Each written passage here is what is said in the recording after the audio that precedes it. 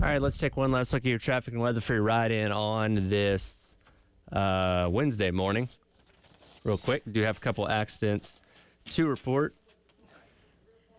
As I South of Elmwood. Bull Street at Elmwood. Another one's going to be at Clemson Road and Faro, and then one at I-20 westbound and Alpine.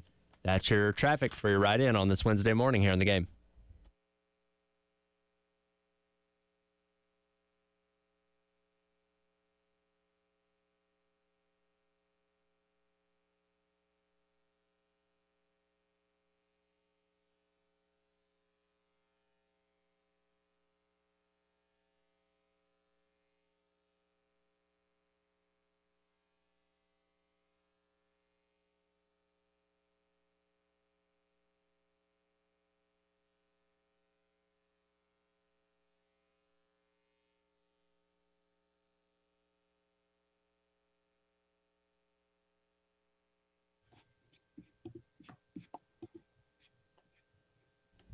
Nine o'clock on your into men's basketball here in just a second, but it is 9 o'clock. That means it's time for our 9 a.m. Sandstorm Pick-Me-Up. Time to get hyped. Here's your 9 a.m. Sandstorm. Sponsored by George Sink Injury Lawyers. Just call all nines.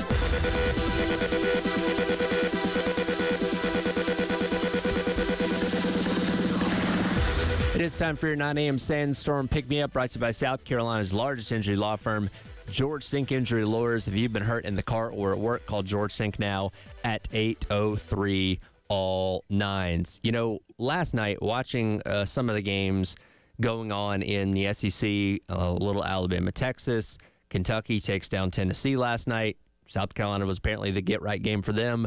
It made me think back to where we were at this time a year ago, right? Halfway through February, just past halfway, in conference play. And, man, every day we're looking at bracketology. We're looking at the SEC standings. Here's where Carolina sits. Here's what their projected seed's going to be. Here's who they might match up with in the first round. Here's how this game this weekend's going to affect all those kind of things. And now we're sitting here saying, well, gosh, I hope they can win a game before the conference slate's over. Like, this sucks, man. There's no two ways about it. No, yeah, it totally does suck. I mean, last year was so much more fun because they kept winning and because of those things you just mentioned. Like every game, I don't even like the score. Whatever the score was, even if South Carolina was trailing, they always found a way. You know, more times than not, they always find a way to get the job done. And that's the thing about that South Carolina team that always stood out. That's why, they won 26 games. They were just a really gritty team. This year, you haven't seen the same type of finish, right? They've played well at certain points, but they've never been able to really have that complete performance that you need to do to have a win. So, yeah, it does stink, obviously, being 0-10 in SEC play. But again, it's just the cards they've been dealt, and they've got to make the most of these last 8 games of the regular season and try to make something happen in the SEC tournament. And look, you welcome in another ranked team in Ole Miss, one that is pretty efficient on offense, one that doesn't turn the ball over. In fact, they're the best when it comes to not turning the ball over. They're really good at forcing turnovers themselves, which has obviously been an Achilles heel for South Carolina. They're legitimately one of the most experienced teams in all of Division I. They've got good, obviously good offense, good defensive team, coached by Chris Beard out there. And again, there's no reason to think it's not going to be the same thing that we've seen pretty much every single time Carolina's hosted a ranked team. They're probably going to make it close, but they're going to find a way to lose it at the very end. Yeah, look, this is the thing with that Ole Miss team. Like you said, they don't turn the ball over and they force turnovers. So that's a really tough thing for South Carolina because, number one, I know they turned the ball over 9 times against Kentucky, but again, they also struggle more times than not with turnovers themselves. And again, it's hard to force a lot of mistakes on this Ole Miss team because not many teams have been able to do it. They only average, I think, maybe about 8 turnovers a game, which is very impressive to say the least. But yeah, if you're South Carolina, you got to try to find a way to not only just force missed shots, but force some early mistakes in this game to kind of get the energy flowing, and then kind of hope you can do something offensively. I think the thing is, man, it just feels like you're asking too much in a sense of, okay, X, Y, and Z have to go right for this team to be able to capitalize and potentially get a win, right? If you did enough good things, that would probably be enough to get a win without question. Yep. But even then, you're still questioning whether or not South Carolina can get the win because they've come close in so many of these different games and they've lost. So yeah. Oh, well, and again, going back to what happened on Saturday, it's very clear, as we've kind of known, but I think it's more clear than ever, that this team's nothing without CMB. If he's not on the court, they are not really capable of scoring. You just don't have enough pieces around him. And again, you got what you got at this point in time. And I fully expect them to play Ole Miss within 5 points because they've done that to literally every other ranked team they've hosted this year, with the exception in the SEC, at least with the exception of Alabama at the start of conference play. So they're going to make it tight, but whether it be turnovers, missed free throws, or something fundamentally at the end of the game going wrong, and probably putting them down at 0-11. It's just kind of, again, what they've shown us so far through the first month and a half, and why should tonight be any different, right? yeah, I mean, look, they just haven't inspired confidence, right? I mean, every time you think they're going to finally get that win, they don't. And the thing is, man, it's literally a 50-50 split of how this game could go tonight. It could either be a very tight game that goes down to the wire, like you said, and something happens to where South Carolina gets in its own way and they end up losing, or it's just a blowout. Because, I mean, they've been blown out a few times now, and they've also really lost close games. I mean, the margin for error has been very razor thin this season, and it literally takes one bad run for South Carolina to fall out of the game. But it also takes, bad or missed free throws or a long scoring drought that puts them behind in a close game. So South Carolina, I think, is going to come play hard tonight. They always seem to do. That's one thing you can't question, is that they do tend to play hard. It's just like you said, man, if CMB is not scoring 25 points tonight, I mean, who else are you counting on? They don't have an efficient scoring guard. Like, Jamari Thomas has been all right, but you expect better than all right when you have so many other guys on this team that can score, but they're just not doing it consistently. Again, tonight's game at 6:30, or excuse me, pregame at 6:30 for a 7 o'clock tip right here on the Game in Columbia, 100.3 the Game out in Myrtle Beach. Does the fact that South Carolina, as I mentioned a moment ago, it's just not as fun right now because we're not looking at bracketology. We're not saying, hey, here's how you sit in the SEC standings, and here's what you have to do to potentially win the regular season. Here's what your seeding is going to be for the SEC tournament. Does that take your excitement and interest in the rest of college basketball out when Carolina's not relevant? Not really, because, like, honestly, man, even before last year, and I know 2017 happened, but, like, really outside of that, has South Carolina, like, and it's a question to pose. Has South Carolina really ever been relevant in college basketball, like in men's college basketball? Not really. Not consistently, at least. Yeah, like every now and then they'll have a year like they did last year, and then they'll be the talk of the town. Obviously, it becomes a lot more engaging to watch other teams because of that. But obviously, it's not always like that. So I mean, look. For me, I watch other college basketball games occasionally and stuff, and I think there's always good matchups to watch out there, especially in this year with an SEC league that is just insanely good. How can you not want to watch it? But yeah, I mean, look, South Carolina. I mean, I'm sure for the common South Carolina fan, they probably just want to watch South Carolina and that's it, and maybe a random game every now and then. But yeah, the enjoyment's definitely not the same, I would say, for most people. Yeah, and look, we're all college football nuts here, and whether South Carolina is good or bad, we probably spend the majority of 10 to 12 hours on Saturdays watching college football, regardless whether those games have bearings on Carolina or not. But basketball is one of those sports that, and look, there's a very passionate group of people here in the Columbia area that love South Carolina basketball and love college basketball in general. But when you're watching these games, especially in this year in the SEC being so tough, and we'll get to what Jay Billis said about the SEC in a moment, when you are watching a game that has no bearing on your team, it sucks the fun out of it, right? Because instead of watching, hey, Tennessee lost last night to Kentucky, what does that mean for Carolina? Does that mean they're in a better spot to maybe win the SEC regular season title? It means nothing because they're dead last because they haven't won a conference game. And you can certainly appreciate the high level of basketball still being played in the conference. But again, when you're not a part of the conversation, when you're on the outside looking in, it's almost like when you're sick as a kid and your like parents make you stay inside and you see all your friends outside playing, like, you know, you're just you're missing out. You have the FOMO, right? You're watching them have fun, and you're over here sick and stuck inside.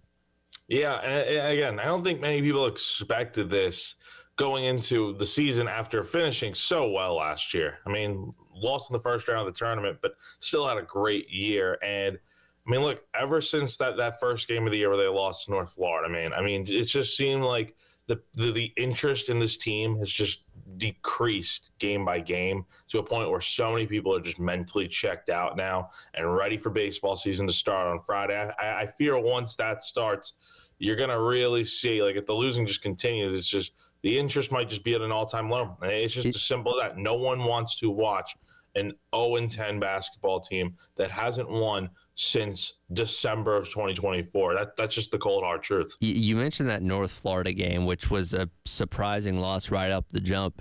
Do you think for a lot of people that just went ahead and set the tone for them for what this season's going to be? Because there was no reason why Carolina should have lost that game. And, you know, they seemed to get better as non-conference play went along and obviously pulled off the big win against Clemson, which seems insane now given what this team's been doing in conference play. But do you think that went ahead and put people off of this team right from the jump?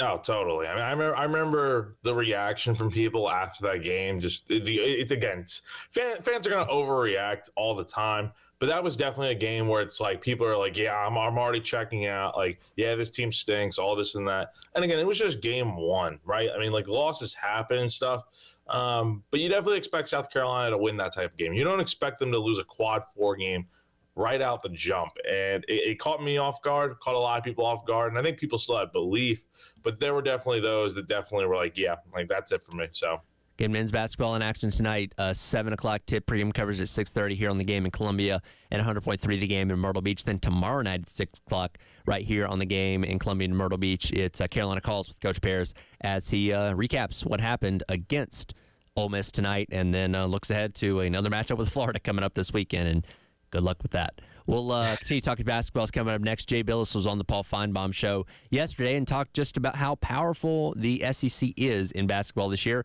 Maybe the best league ever. Let's hear what he had to say coming up next. It is The Extra Point. It's Ed and Jack Belcher along with you on your Wednesday on the Game.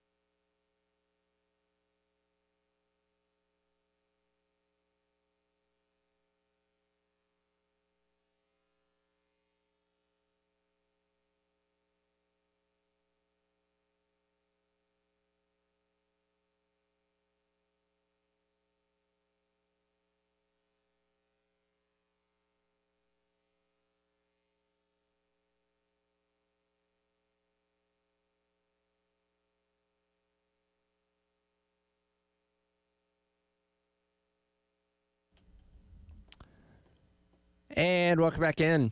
It is the Extra Point. Tyler and Jack Belcher along with you here on your Wednesday on the game. As much fun as men's basketball is not right now, a lot of excitement around baseball as it makes its return coming up on Friday.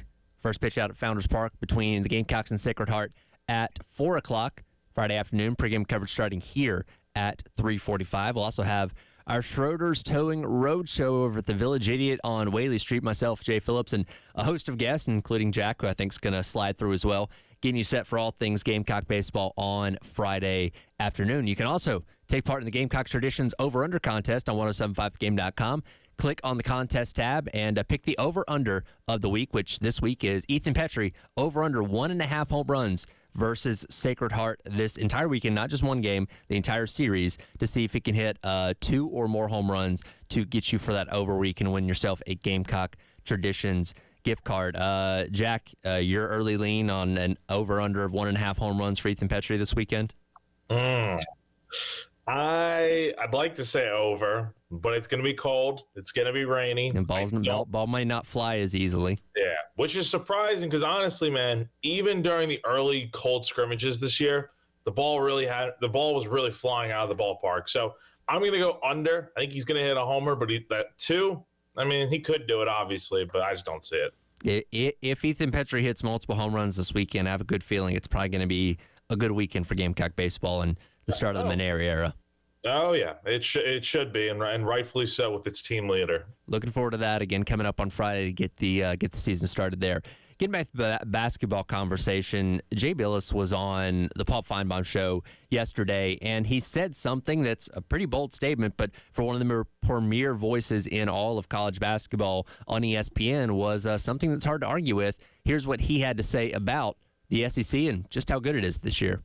Paul, I have never seen anything remotely like what we're seeing in the Southeastern Conference this year. The non-conference success has not been seen since the ACC in the mid-1980s. That's so long ago. I played in the league back then. But the biggest difference in comparing those two is the ACC was 8 teams then. It's a lot easier to have 8 really good teams than it is to have 16 really good teams. And it's going to cause the tournament selection process a problem because you're going to have teams with losing records in conference that are going to be significantly better than some teams that are finishing in the top 3 or 4 in a couple other leagues, power leagues. They're going to have to really dig in because every game in this league is quad 1. It's absurd. I've never seen anything like that. In South Carolina, you could say, okay, they're the quote-unquote worst team in the Southeastern Conference. They haven't won a game in league. They beat Clemson before the conference started. Like they had a 14-2 record or something like that coming into conference play. This is the most powerful basketball league top to bottom that there has ever been. There's no debating. They are the worst team in the SEC, Jay Bill. Listen, it is crazy to look back on that win against Clemson now, consider what Clemson's doing in the ACC. They just knocked off Duke the other day, and it's like, how did this team beat that one? Yeah, I mean, it really is. There is no debate. South Carolina is they've been horrendous in SEC play. Like there's no way around it. 0-10 is 0-10, and I mean the only other team you can argue that might be worse than South Carolina is LSU, but they have a win. So, and I know South Carolina will play them next week out in Baton Rouge to kind of determine who's the real worst team in this conference. But I mean, look, most teams in the standings are going to make the tournament without question. Like there is a real case to argue outside of LSU and South Carolina, every other team, if they continue to play the way they have been, they could easily make the tournament. Like I think Oklahoma and Arkansas, maybe Texas and Georgia might be the teams that are a little bit questionable. We'll see if they can finish out the regular season strong to make the tournament. But other than that, man, every other team above should make the tournament without any question. It's just been that type of year where the SEC is just dominated. And this was something that was not happening a short while ago, like maybe 10 years ago when the league only got 3 teams in. Well, it's a night and day difference from where it was only a handful of years ago to where it is now. And maybe a bold proclamation, I think this year it is tougher to win the SEC basketball championship, just talking about regular season, as opposed to football. Football, not easy by any means, but there was only a handful of teams, the Georgias, Alabama, Texas, Tennessee, that you thought, Ole Miss, that were true contenders for that title in the SEC.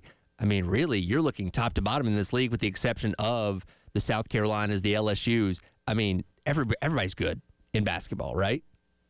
Yeah, I mean, most definitely, man. I mean, football is so different in the fact of like you mentioned, man. You know who your top teams are, and you know who your bottom teams are. In this league, in men's basketball, nearly every team is good. I mean, that's just so uncommon to where you can be this dominant from top to bottom, and it's not just Texas and Oklahoma joining the picture.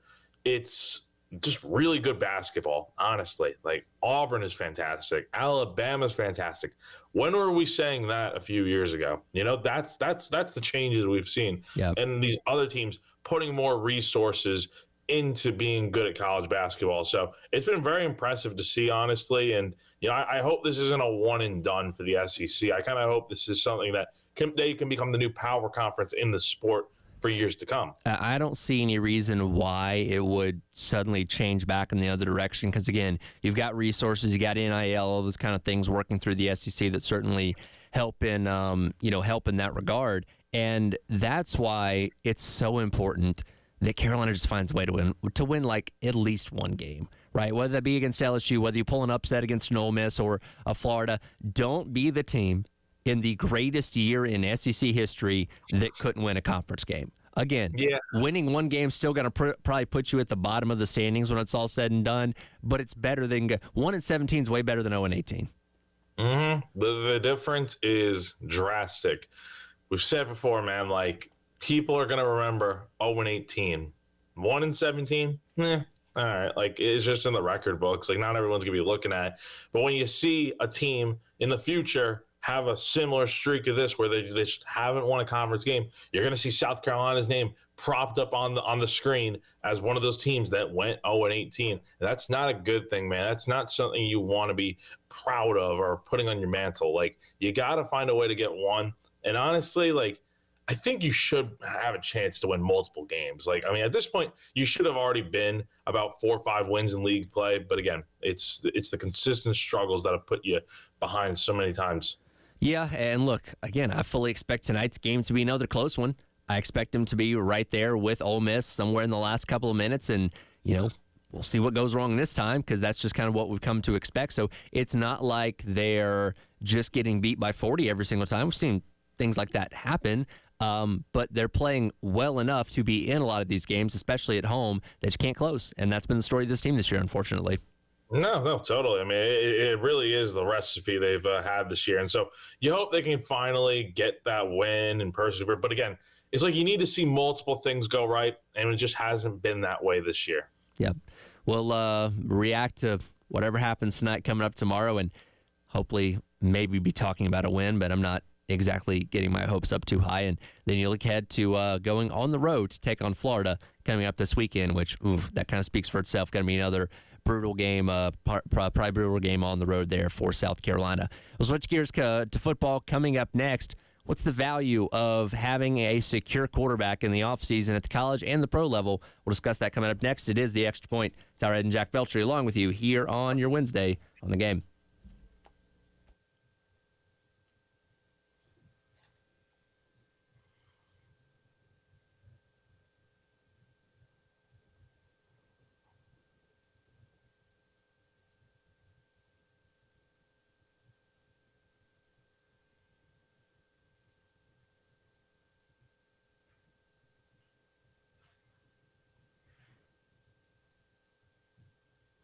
Hey, what's going on, guys? Jack here. This just in, AAA Heating and Air continues to dominate the Midlands with the best HVAC replacement options around. With guaranteed financing, 12 months, no payments or interest, and a 15 years parts and labor warranty.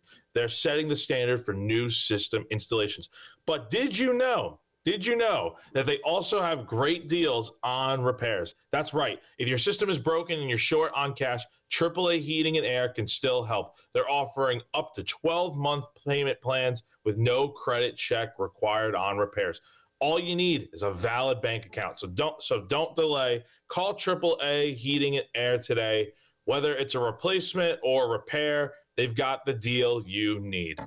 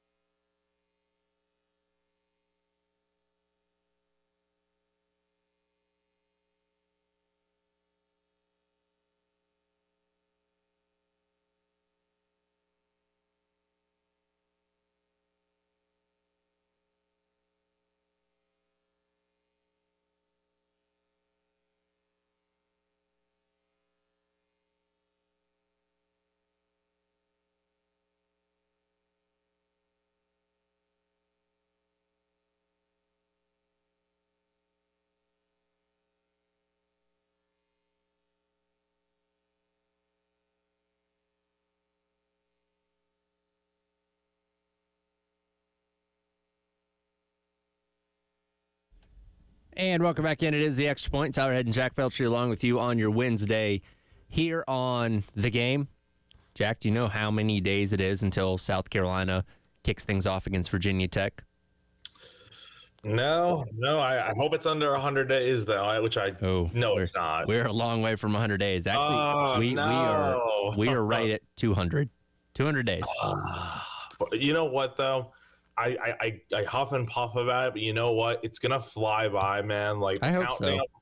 The countdown's gonna be in the 20s, but before we know it, we'll be able to taste it, man. It's gonna be here relatively soon. And for as many questions we have on this team, the fact that we're secure in the quarterback spot does give me a lot of comfort. Yes, you still have a lot of questions to answer on defense and offense as well, but hey, the quarterback, the most important position on the entire field, we got that. We know who that is. That's Lenore Sellers, and obviously he's going to be looked at as one of the best in the SEC, if not one of the best in college football returning this year. And you just hope that everything else works its way out, but having your quarterback secure and knowing what you have at that spot going into a season gives you a little bit more peace of mind, I guess. Yeah, no, most definitely. Like, again, it's not always the case here where you have one of the bright young stars returning for, I mean, technically his sophomore year, because he'll be a redshirt sophomore this season. Look, Lenoris, he is one of the better players in college football, certainly one of the better quarterbacks, and I think South Carolina is feeling really good about that. That's why you see the CFP chances being what they are, the Heisman odds. Like, it's no accident, but you need other players to continue to step up around him, and guys like Dylan Stewart as well. Guys need to step up around him on defense. So everything's looking good right now for South Carolina, certainly at the quarterback position for sure. The same cannot be said for the New York Jets in the NFL, as right now it seems like they don't have a quarterback at all.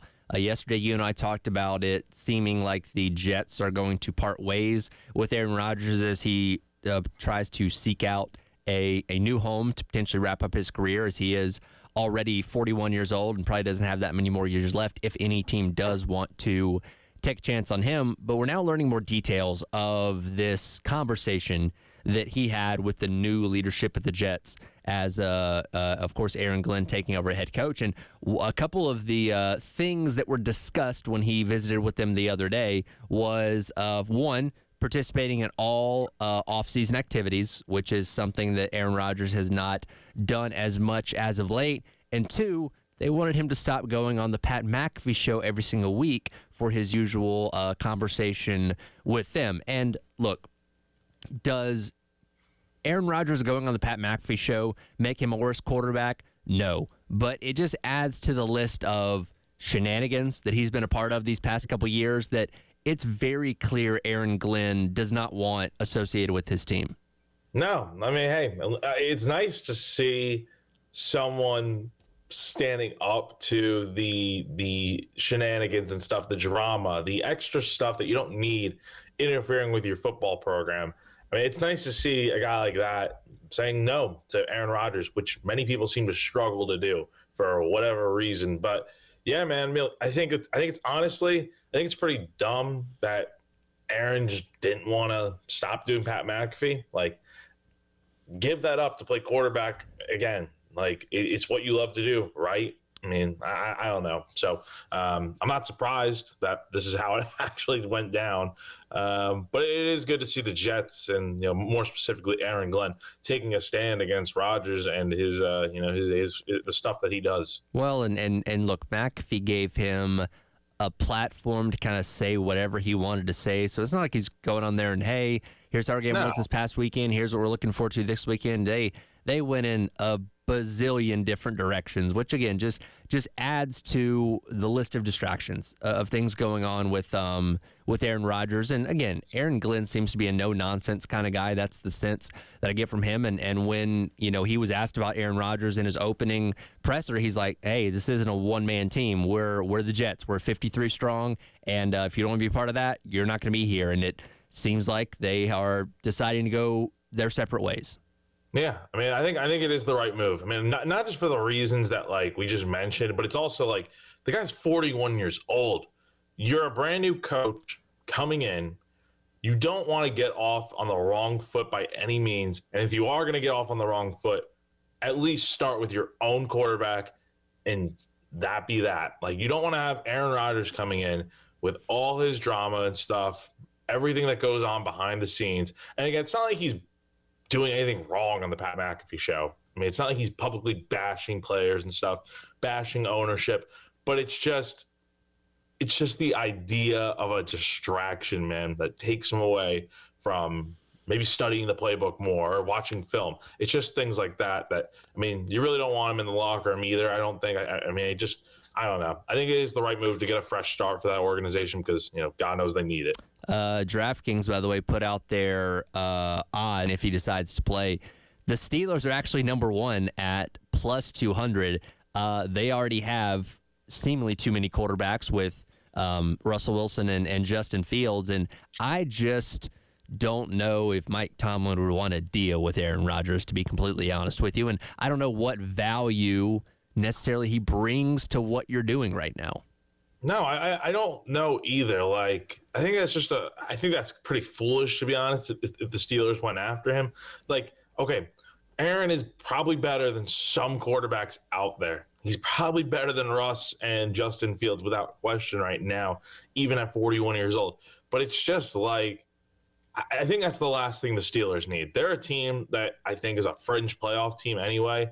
And I think at some point we're going to start really questioning Mike Tomlin and if he could still be the guy for the Steelers. I know they finish above 500 every year. I know they make the playoffs every now and then, but man, they haven't won a Super Bowl since I was like a kid. I mean, it's literally been about 15 years since they've even been to the Super Bowl. So obviously something's got to change there. And I think the answer is not finding Aaron Rodgers to be your next quarterback. I think you could probably do better than that, or just stick with what you got right now. The Las Vegas Raiders have the second best odds at plus 300. That gets kind of interesting, to be honest with you, because they don't have any quarterback, any semblance of a quarterback at all with, Aiden O'Connell and Gardner Minshew holding down the fort this past season. You don't have the strongest quarterback draft class necessarily. I'm just thinking about the dynamic of Aaron Rodgers, Tom Brady, and Mark Davis all coexisting out there. I don't know how, and like Pete Carroll too, because Pete Carroll is a strong-headed guy. Gosh. He's not going to be pushed around by anyone. I don't know if Pete Carroll is the kind of coach that wants to deal with as great as Aaron Rodgers has been in his career, first ballot Hall of Famer. No one's denying that. Does Pete Carroll want to put up with him now? I don't know if anyone really does, specifically not Pete. Now, if Pete weren't the coach, it was just some random guy like Antonio Pierce or whatever. Yeah, I think Aaron would be, probably the quarterback of the Raiders. And here's the other thing we need to think about that we haven't even considered. If you get Aaron Rodgers, you probably more than likely have to take on Devontae Adams as well, and have him return. I just don't see it happening, man. Like if they are going to pair up together out in Vegas, I just don't see it happening because Devontae left the Raiders literally earlier this season. Like I just don't see it working. I don't even know where Aaron is the best fit, to be honest, because again, he just causes so many headaches for organizations. And at this stage of his career, at 41, I think we're getting to a point where teams are going to have to basically tell him, like, it's time to retire, rather than him be like, yeah, I know. He was still playing at an MVP caliber level. All this stuff off the field, yeah, you don't want it to happen, but you'd excuse it because, hey, he's still playing at a high level, giving us a chance to win and make the playoffs and all that kind of stuff. But the fact that he's regressed, and look, when you tear your Achilles at the time 39 years old, you're probably not going to recover the same way you did if you did it when you were 24 or 25. So he clearly plays like a 41-year-old man that has a bad Achilles. You know what I mean? Like he's not as mobile as he once was. It doesn't. The throws aren't there and as accurate as they once were. Like he's just not who he used to be. And again, the fact that he's not playing at a high level, in addition to everything else that you take on when you bring him in, I don't know what organization is knocking on his door saying, "Hey, please come play for us." No, I don't think anyone really is. And also, I mean, the mentorship factor. Like if you bring in a rookie quarterback or whatever, I mean, is Aaron the guy you want mentoring a quarter? Like from a football standpoint, solely, yes, but I don't know, man. It's just so many distractions. The media circus for him is always there. I don't know. It's just a lot of reasons for why you shouldn't. I feel like we've come up with a list of why you shouldn't sign Aaron Rodgers compared to why you should, because there just aren't many good reasons at this point. Well, I'm sure he'll take another darkness retreat in the middle of nowhere for a couple days to decide if he even wants to play in 2025 or not, and then we'll see who ends up winning the Aaron Rodgers sweepstakes if it does end up coming down to that. We'll come back and wrap up our number one of the extra point. I'm a firm believer that if you win, you can trash talk however you want. And there's one organization that's pushing back on that idea, and we'll let you know who that is coming up next. It is the Extra Point. It's our Ed and Jack Feltry on your Wednesday on the game.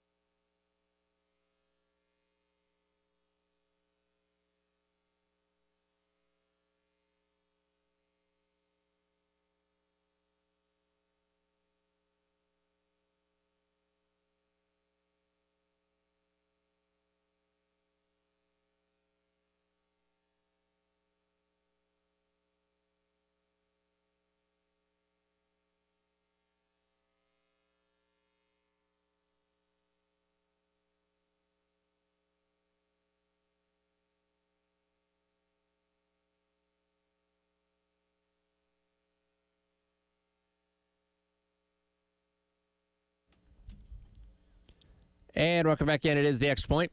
Tyler and Jack Belcher along with you here on your Wednesday on the game. Jack, I don't know about you. I'm not the world's biggest trash talker necessarily. I don't have a problem when other people do it, but me, myself, I've never been the one to partake in it too much myself. However, I am a firm believer that if you come out as the winner, if you're the successful side of some kind of contest and you want to celebrate by disparaging the other team within reason, I think you're perfectly okay to do that. I don't think it's a good look when the opposing side gets offended by what your trash talk is when you're the one that won. No, exactly. Like, I think it's just, if you, like, there's a certain line you can't cross. Like, you can't be talking about someone's family in a bad way or whatever. Sure. That's a line you cannot cross.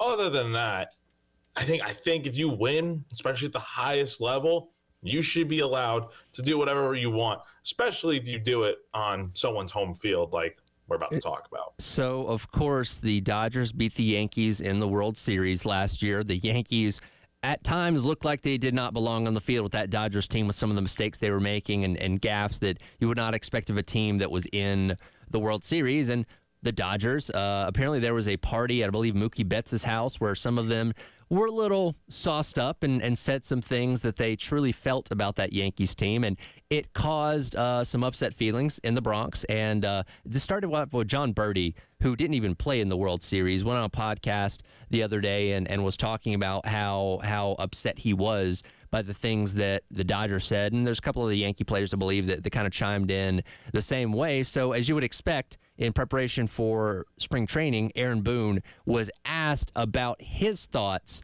on the Dodgers trash talk after they won the World Series and what's been going on around that here as of late.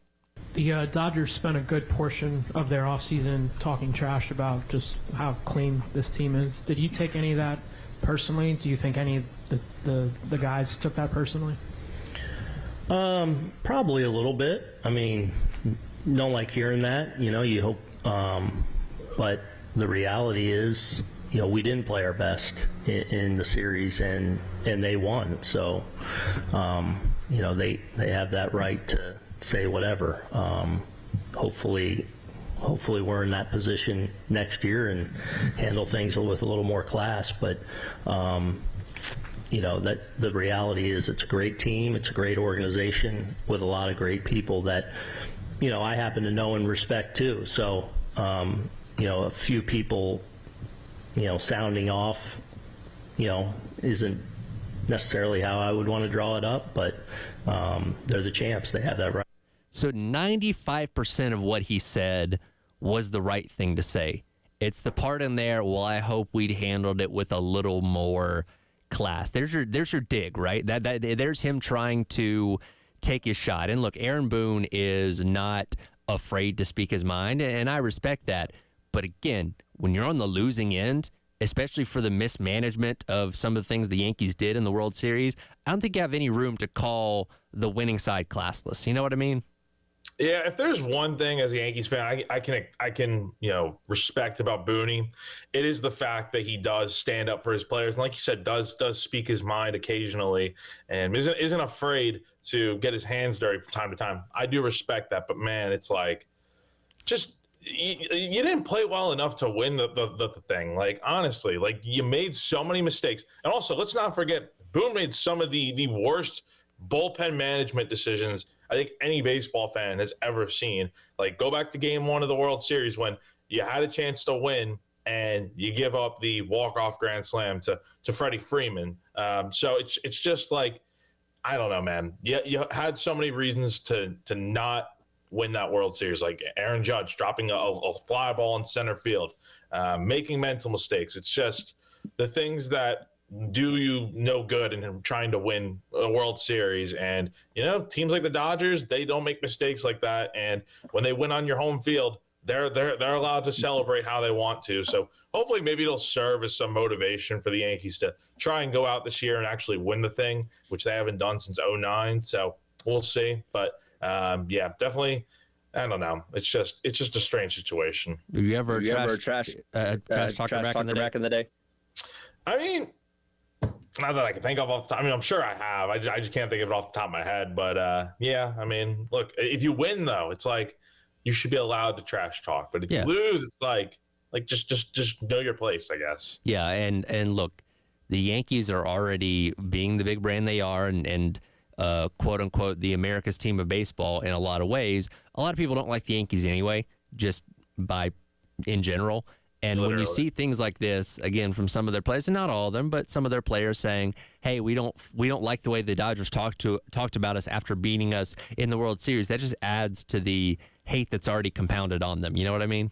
Win the World Series then if you don't like the way they're talking about you. Like, again, it's so stupid, to be honest, when teams complain about other teams celebrating. Like, oh my gosh, like, Stop acting like that. Stop acting so soft and go out there and try to play better and win the thing. So, I mean, they'll play each other this year. I think it's out in LA this year because every team plays every team now with the MLB format and stuff. So we'll see how that series shakes out and stuff. But I'm sure there'll be drama. You know, it's out in Hollywood, so that's the way it goes usually. Do you think there'll be in their parades coming up on Friday any major trash talking from the Eagles about beating the Chiefs the other day?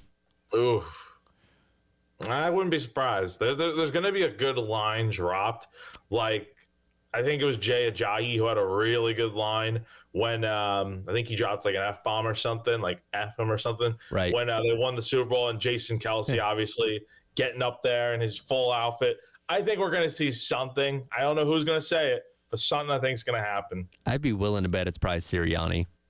Oh yeah, I think Sirianni's going to drop a line that we're going to be talking about on Monday morning. He likes to talk in general anyway, and now that he has the Lombardi Trophy to fall back on, I don't think there's going to be any filter on him. To be honest with you, there's going to be like something like what they going to say now, like something. He's going to take a dig at somebody, I think, and I don't know who, but somebody. And it's funny for him to be as bombastic as he is, and like Jalen Hurts to be like the most chill, like non-confrontational kind of guy there is. Like I saw his interview on SportsCenter yesterday when he was down in Disney World, and he just looked like he wanted to be anywhere but standing in front of a camera answering questions.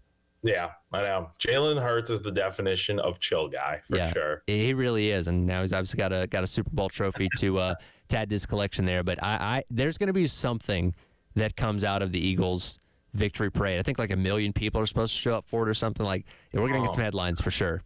Yeah. Monday morning, that's got to be the first thing we talk about. We're going to be like, yep, we knew it was coming. We knew it. Well, hopefully we're talking about a good baseball series to start things off at the beginning of next week. That'd be most ideal, because if we're trying to avoid talking about baseball after the opening series against Sacred Heart, something's probably gone wrong. Yeah, let's hope that's not the case. Let's hope for a good opening weekend. We'll dive more into baseball coming up tomorrow as we get closer to opening day coming up on Friday. That'll do it for hour one of the Extra Point. Coming up next, hour number 2, we'll jump in with Dimitri Venos to kick off the 10 o'clock hour here on your Wednesday on the Game.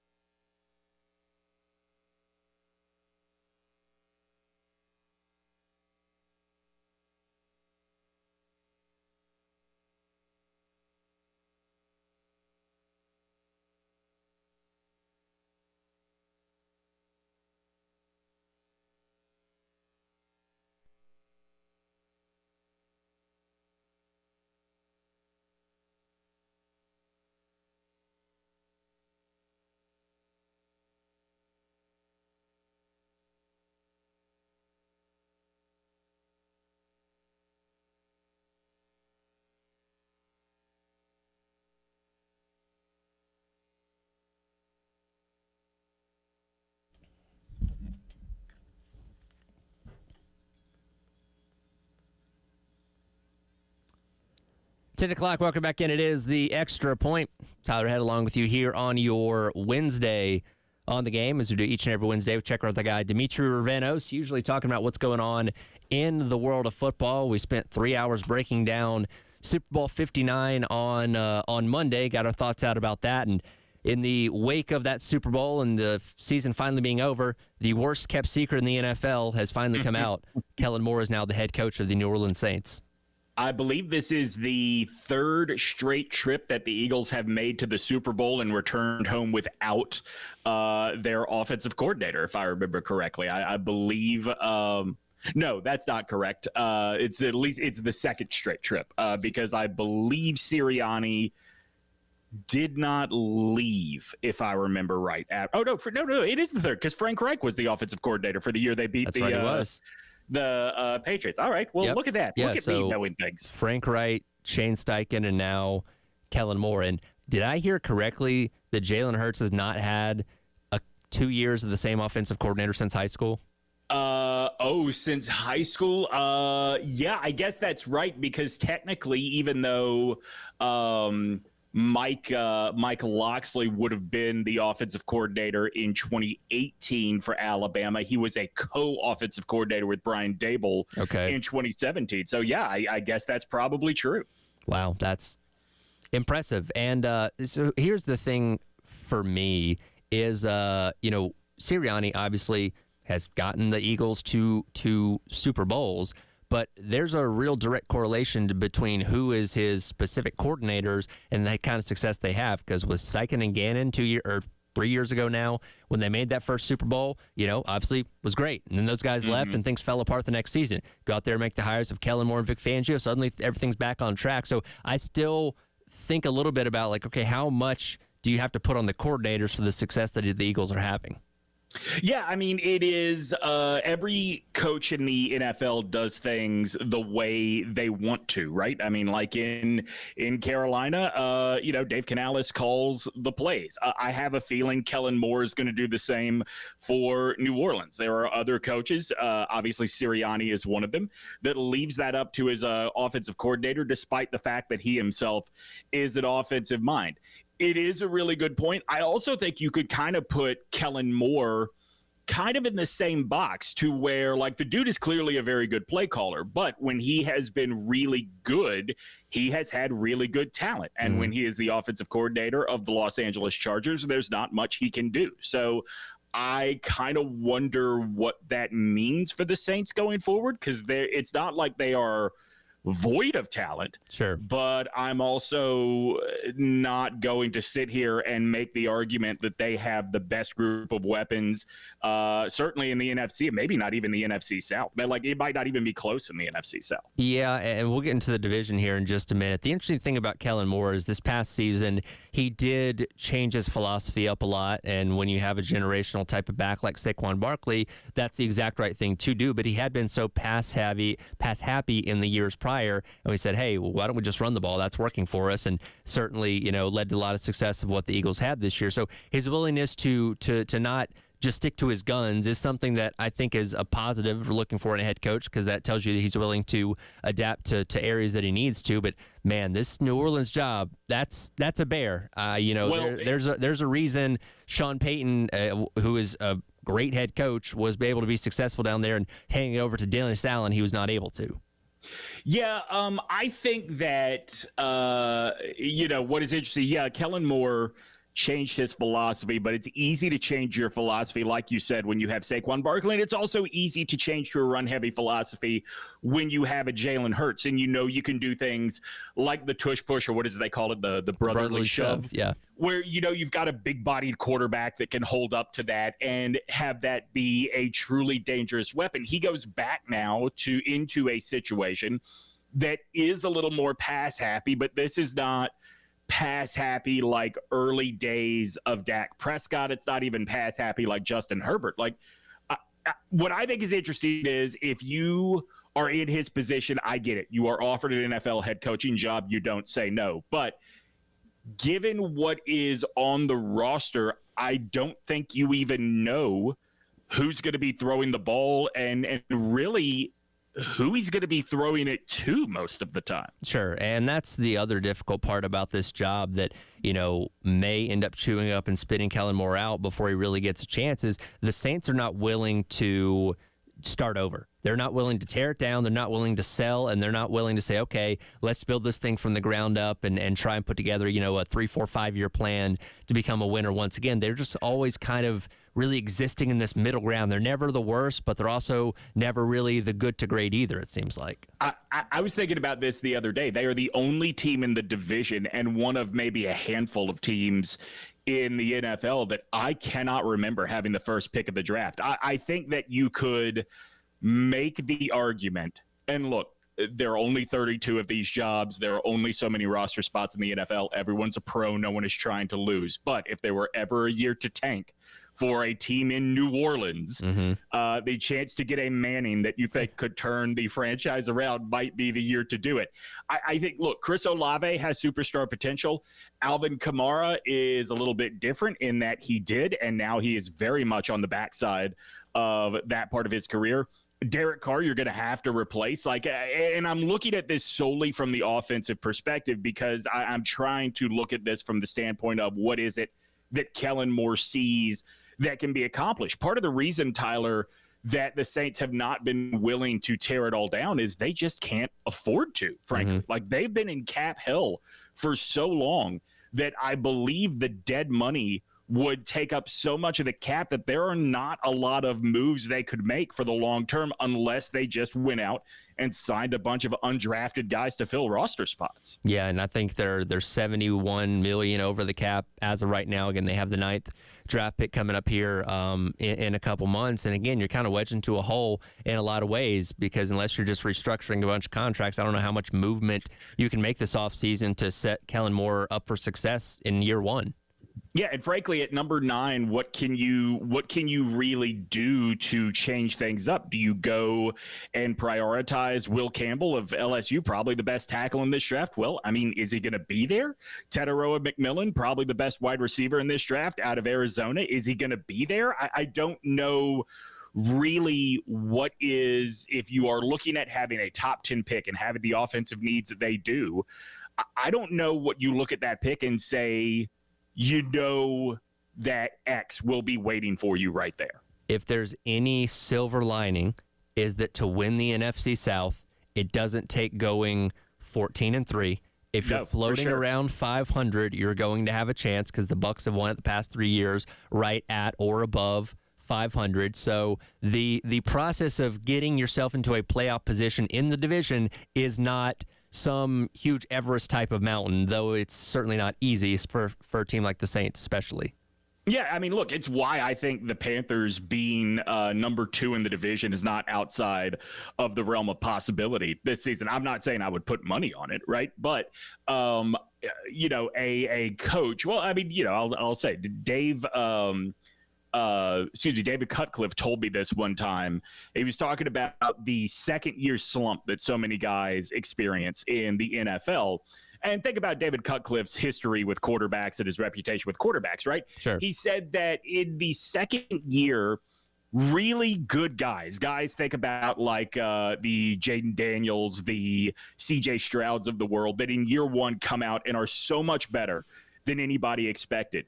In year 2, the league has tape on you, and some of these really confident guys lose a little bit of confidence because they start to wonder, is the only thing that was working for me that they hadn't seen me yet, and now I'm figured out. And it's a real struggle to get that confidence back, and it can take up to a whole year. So with that in mind, I don't know that I would put money on the Falcons being able to take a next step next year. I think the Buccaneers are going to have to lose a decent amount in free agency. So I don't know that 9-8 they were this past season. I don't know that there's a ceiling above that for this team.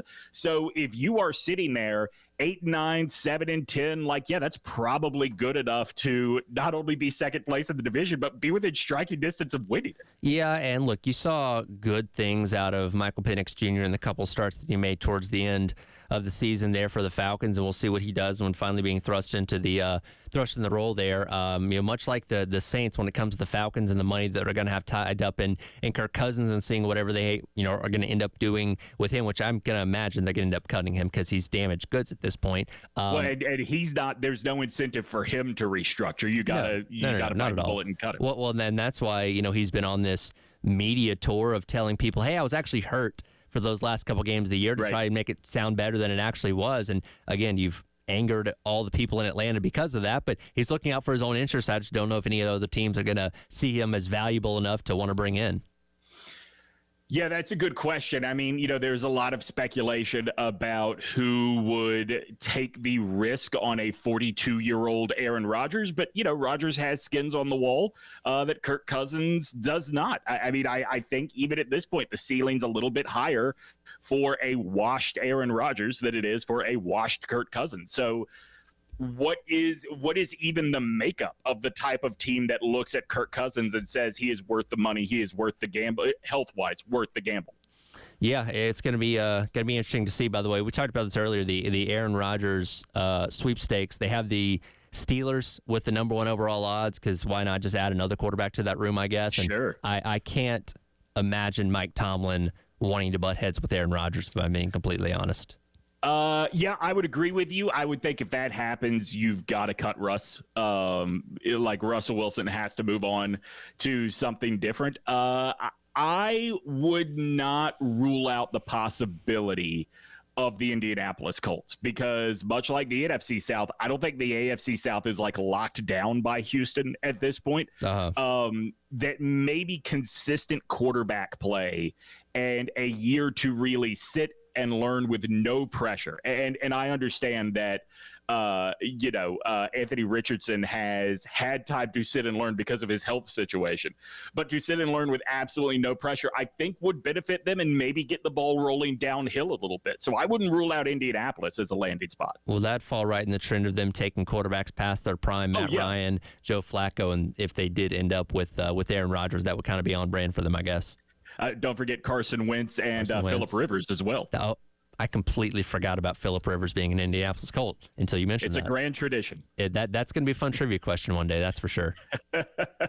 Yeah, it's going to be interesting. I think with Rodgers on the market, but all right, first of all, I think he's going to get a cold awakening to how much damage he did to his legacy this last year. And I mean that from a football perspective. Sure. The guy did not perform, kept running his mouth about it being everybody else's problem. I don't think there are a lot of GMs that want that headache when the upside is not that high up. But at the same time, at his best, he is a generational talent. He is a Super Bowl winning quarterback. Like somebody is going to get duped into making a move. Oh yeah, no, like the Raiders had the second best odds behind the Steelers, and I could, look, that's a good one because who could trick himself into believing, oh, I could get Aaron Rodgers under control? Tom Brady. Yeah, well, then you have the egos of Aaron Rodgers, Tom Brady, Mark Davis, and Pete Carroll all in one room. That better be Hard Knocks if that happens because I want to see that. Yeah, I agree. I mean, although Mark Davis just kind of wants to be left alone, I think, to go to like $1.99 casino buffets. P.F. Chang's, that's his place. That's right. That's right. I forgot about that. The Office. We'll see what happens as the offseason rolls along, and we'll talk to you next week. Appreciate it as always, Dimitri. All right, buddy. Sounds good. It is the Extra Points Hour Head along with you here on your Wednesday. We are just a couple days away from the Daytona 500. And we're going to talk about that with Jen Jensen coming up next here on your Wednesday on the Extra Point on the Game.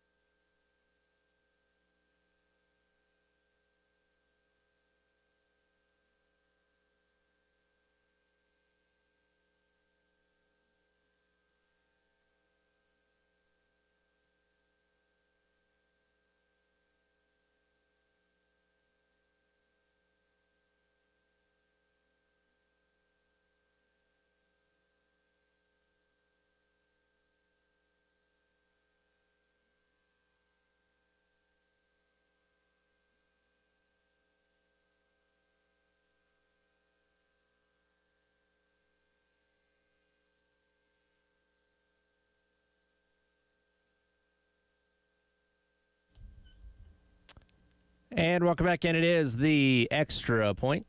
Tyler Head along with you here on your Wednesday on the game. Happy to be joined, as always, by Jen Jensen. And, Jen, I'm happy to report I'm looking at the TV in here. There are cars on the track at Daytona for opening practice. We are mere hours away from setting the front row for the 500 coming up on Sunday. Tomorrow night, the duels. And, then we're off and running for really the next, 9 months to decide a champion in Phoenix again? Kind of excited about that. I was really thrilled when I was seeing a bunch of different people reporting that the haulers were coming in. It's like, yep. I just love the haulers. I just think they're so amazing. They're beautiful. They're clean. They're powerful. And it's like, they're arriving. It's kind of like the first day of school, right? Yeah, everything's shiny and clean. Everything's shiny and new. You're seeing new paint schemes, new drivers with new teams. Just kind of getting used to what you're going to be watching for, again, the next 9 months until the season closes out in early November at Phoenix. And there's always an air of excitement around a new season. And last year the playoffs were so chaotic with things happening on the track, off the track. I hope this is kind of a reset for just a fun season. And hope we're not having to talk about as much controversy as we did a year ago. It looks like NASCAR is trying to eliminate some of that with some of the rule changes that they've put in and such. So I think my hope is that, yes, it is going to be a more calm season. I love the way things have sort of preseason have started. I loved seeing Chase Elliott come out so strong because I just think he struggled for the past couple seasons or 5 years from when he won the championship. Yep. So I'm excited about what's to come for him. The rookies that we have, I'm excited about this season. Absolutely. And of course, Daytona 500 is the biggest event, Super Bowl of stock car racing. The thing about Daytona, though, and this kind of goes for all super speedways, doesn't always tell you the story of who's going to be the best over the course of the year, because you have the draft and you have big wrecks and all that kind of stuff. So just because you win the Daytona 500 doesn't mean you're a favorite for the championship or something along those lines. It can be an anomaly. It is truly a wild card type of race in a lot of ways, and that doesn't take away from the guys that have won it, mainly over the past couple of years, McDowell and Stenhouse and guys like that who are very good super speedway racers, but not the guys we see running up front on a week-in, week-out basis. So this is truly a race that anybody seemingly can win. Yeah, it is. And, Michael McDowell, really, what did he accomplish in last year? He had some good races and stuff like that, but you're right. It's a super speedway, so it's not indicative of what the season is going to hold. And we're not going to say, whoever won the Daytona 500, we're going to crown them the champion at the end of the season. That's likely not going to happen. Yeah, still obviously the biggest race the entire year, and you get remembered forever if you win the Daytona 500, which William Byron did a year ago. And I was there for that one, and it's hard to believe it's already been a year. I got a buddy that's going down there this year for his first time. I definitely want to go back, but I do feel a little bit of that FOMO of man, that was so much fun last year. I wish I was there again. Yeah, I was hoping I was going to get it figured out to go, and it snuck up on me because nobody ever knows when it is till the last minute. Sure, not right. But that it's something I've got to get on my bucket list. Yeah, you will not regret it. I will say, build in an extra day for the rain, like I had to do last year because they ran it on Monday. So make sure you have ample time to make sure the race gets in. Okay. Because you never know with weather in Florida. Well, the tickets will be available on Monday, I'm sure. So yes, or at least how it is with IndyCar, they do the renewals. Usually that comes out about a week.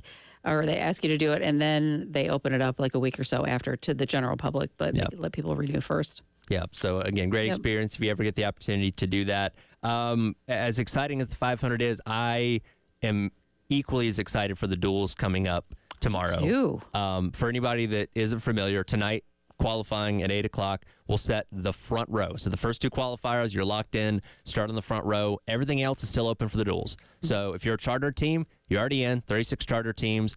But I'm so excited this year because we have 45 cars showing up for 40 or 41 spots, depending on how Elio Castroneves qualifies and runs in his duel. Right. We could have a 41st car in the Daytona 500 with the open exemption provisional there. But regardless, years and years ago, the duels used to be loaded, right? You'd have, back when they had 43 cars in the field, you'd have 55, 60 cars show up to where you had, anywhere between 10 to 12 cars in each duel fighting for a couple of spots to make the field. And, with the next-gen car and the charter system and all that kind of stuff, most years we get 41 or 42, so it's not as much drama. This year, though, it sounds like it's going to be loaded. I'm so excited. Oh my gosh, because you have, some of the, the non-charters where you have somebody like Jimmy Johnson trying to get in, and you have Martin Truex Jr. trying to get in. We're not going to see Martin Truex Jr. run a full schedule. He's semi-retired, but it's fun to see him give it a shot. And Justin Allgaier, with the Cup, JR Motorsports, Junior's team. He's actually finally going to put in a Cup car. We don't know what that's going to happen for the rest of the season, but to see Allgaier run for him, I mean, I'm excited about the potential people who could be ending up in this race. Yeah, so your open cars, Corey LaJoie, Justin Allgaier said for Junior Motorsports, JJ Ailey in the 44, Truex for Tricon, Anthony Alfredo for Beard Motorsports, Chandler Smith for Garage 66, BJ McLeod for his own team, Jimmy Johnson for Legacy Motor Club, then Elliot L. Castroneves in the Project 91 car. So who's list there, but here's the thing about the duels, and again, you're at the mercy of the draft, at the mercy of wrecks and things like that. So, as much as you want to say, well, it's definitely going to be Johnson and Castroneves and Truex and Allgaier and guys like that, they get caught up in the wrong thing. If the draft works the wrong way, it could be, JJ Ailey and Corey LaJoie and BJ McLeod making the 500 instead. Yep. And really anything can go. And I mean, as we talked about, or for people who don't know, like the duels, those are set up by how things land tonight. So, how the... and the top two open cars do get locked in. Yes, the top two open cars do get locked in. They would occupy essentially spots 37 and 38, and then you'll have the remaining 7 fighting for the final 2 spots. And again, if Castroneves does not qualify, he's in regardless because of the open exemption. So he'll be car number 41. If he did not do enough to qualify. Yes. So if he gets in on speed tonight, then it's 40 cars. If he qualifies in tomorrow by a certain finishing position, it's 40 cars. If he qualifies last and finishes last in his duel, then it's 41st. Yep. 41. Yep, exactly. So duel 1 will set the inside row for the 500. Yes. And duel number 2 will take care of the outside lane. Yes. And as far as odds for the Daytona 500, Kyle Busch actually leading the way at plus 1,100. Denny Hamlin at plus 1,200. Ryan Blaney, the 2023 champion of the Cup Series, at plus 1,300, tied with Chase Elliott. And again, when you go to pick this race, I know you guys tomorrow with Josh Harris going to be doing your first picks of the entire year. You can go with the experience, the Kyle Busches, the Brad Keselowski's, guys that we know run up front at these type of races. But sometimes you have that winner that, again, on a week-in, week-out basis, not really running up front, but because of their knack for drafting, like a Ricky Stenhouse Jr., they can jump up and surprise you. Yeah, and I don't know. I keep trying to kind of look at past performances and really kind of make a decision as to what I'm going to do as far as the picks are concerned. And I just don't know that it's going to be one of your typical top 10s who's going to win this. So how much are you willing to bet that Bill's going to pick Denny Hamlin tomorrow? Oh, without question, he's going to pick. And you know what? If the time comes, because I think Hamlin just turned, 41 or something like that age-wise? He's got to be up in mid-40s by now, yeah, right? Maybe Getting 40. up there. So I'll have to look that up. But, I mean, when the time comes that Hamlin would retire, I think Bill will just puddle up in a little ball. Bill's not going to know what to do. It. No. He's defenseless at that point in time. No, I don't know who else to pick. We've given him okay, hey, pick Sterling Martin. Okay. He doesn't know. Sure. So we do have a little fun with that. But yeah, I don't know. I'm going to struggle with this pick. I can tell you that. So I'm sure Preston, you'll probably guide him a little bit. Again, you realistically have more than 30 options that could end up in victory lane, which makes the race so exciting. And again, you write yourself in an NASCAR history books by winning this race, as we've seen. Trevor Bayne, a one-hit wonder. That was the only ever Cup win he had, but guess what? You're never going to forget it because it was the Daytona 500. Yep. So, and there's part of me that, okay, with Junior Motorsports getting in and having one car in, may not run all season. It could, to me, it'd be fun. I like him a lot. I think that'd be super fun. He's like a kid in a candy store. Like, he was there last night when the hauler got there and they unloaded the car. He was there at 6 o'clock this morning. I love the enthusiasm for that. He said, if he ever got to the Cup Series, he wants that feeling of, pushing the car out on the grid, being there for inspection. He wants to go through the whole process. And again, he's been an owner in the Xfinity Series for a long time, but this is very special to him. And look, I don't know if this is going to lead to JRM ever becoming a full-time Cup Series team, but if this is the one and only entry they ever do, he's going to be sure to enjoy it. Yep, for sure. Absolutely. So there's so many storylines that I think will be just a lot of fun, and I can't wait to see how the performances go, for tonight and then tomorrow. Looking forward to it. And, man, this time next week we'll be breaking down the first race of the year and looking ahead to Atlanta for race number 2. I know. I cannot wait. So excited for this week and weekend. Absolutely. Me too. So we'll get you back in here coming up next week to break all that down as well. It is the Extra Point. We'll get our guy Jalen Tartan in here coming up next as we get his thoughts on what happened on Super Bowl Sunday and dive back in that conversation a little bit. Coming up next is the Extra Point on your Wednesday here on the game.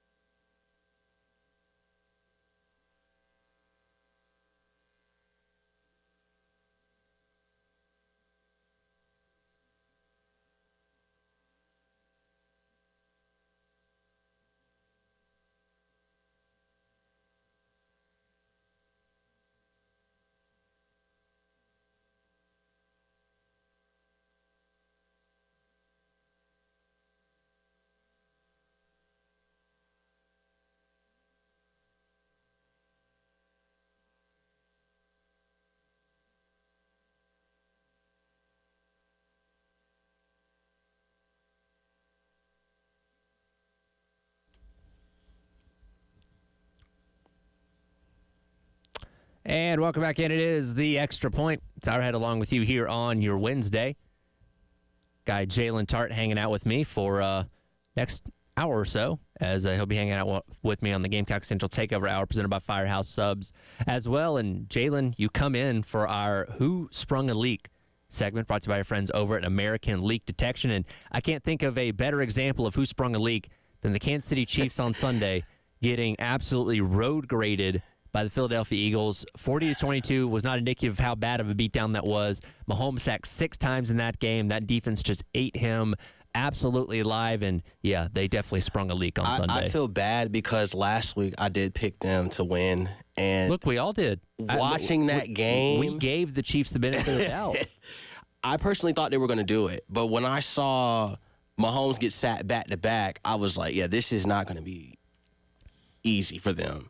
And then he threw the pick 6 to DeJean, and I knew it was over after that. I was like, that was your moment? over. That was it. I was like, it was over. It was over. I think it was only 17-0 at that point in time. Yeah, I knew it was over. I didn't expect him to throw another interception right after that. I didn't see that coming. See, to me, until Hurts threw the bomb to Devonta Smith, they made it 34-0. Yeah. Because look, there's no such thing as a safe lead in a Super Bowl. Yeah. I've seen that happen before.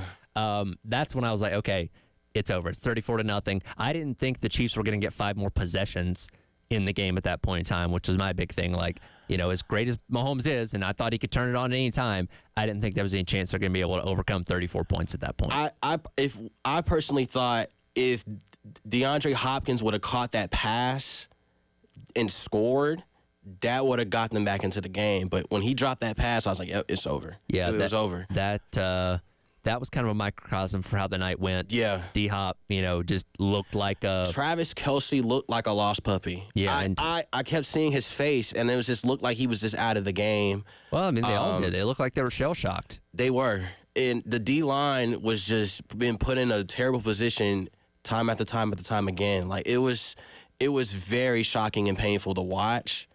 I think they'll be back. I think Xavier Worthy is one of their best receivers, and they have to put talent around him. He is so talented and fast. I just think that they got going late, despite of it being 40-22. It was literally 40-6. I thought it was going to be over at that point. Yeah, the last touchdowns, those are garbage touchdowns. They don't really count for much. You a Kendrick fan? What you think of the halftime show? I liked it. It was interesting because he was not rapping the full song, but then when I listened to it again and saw what was really going on, I was like, okay, I like how he told a story out of what was going on. Sure. But the music itself was really good. I thought he would play Swimming Pools, B Don't Kill My Vibe. Like, it was all a lot of good other songs. Good World, Mad City. Like, it's a lot of good songs that he could have played. But I like what he chose. He had to play Not Like Us. He had to do that. I will say, I feel like his audio could have been a little bit higher because I feel like he was getting drowned out a little bit by the music itself, where it was a little bit hard to hear him at times. I enjoyed it. I thought, again, he already won the beef with Drake last year, but to dig him up and bury him again was kind of funny.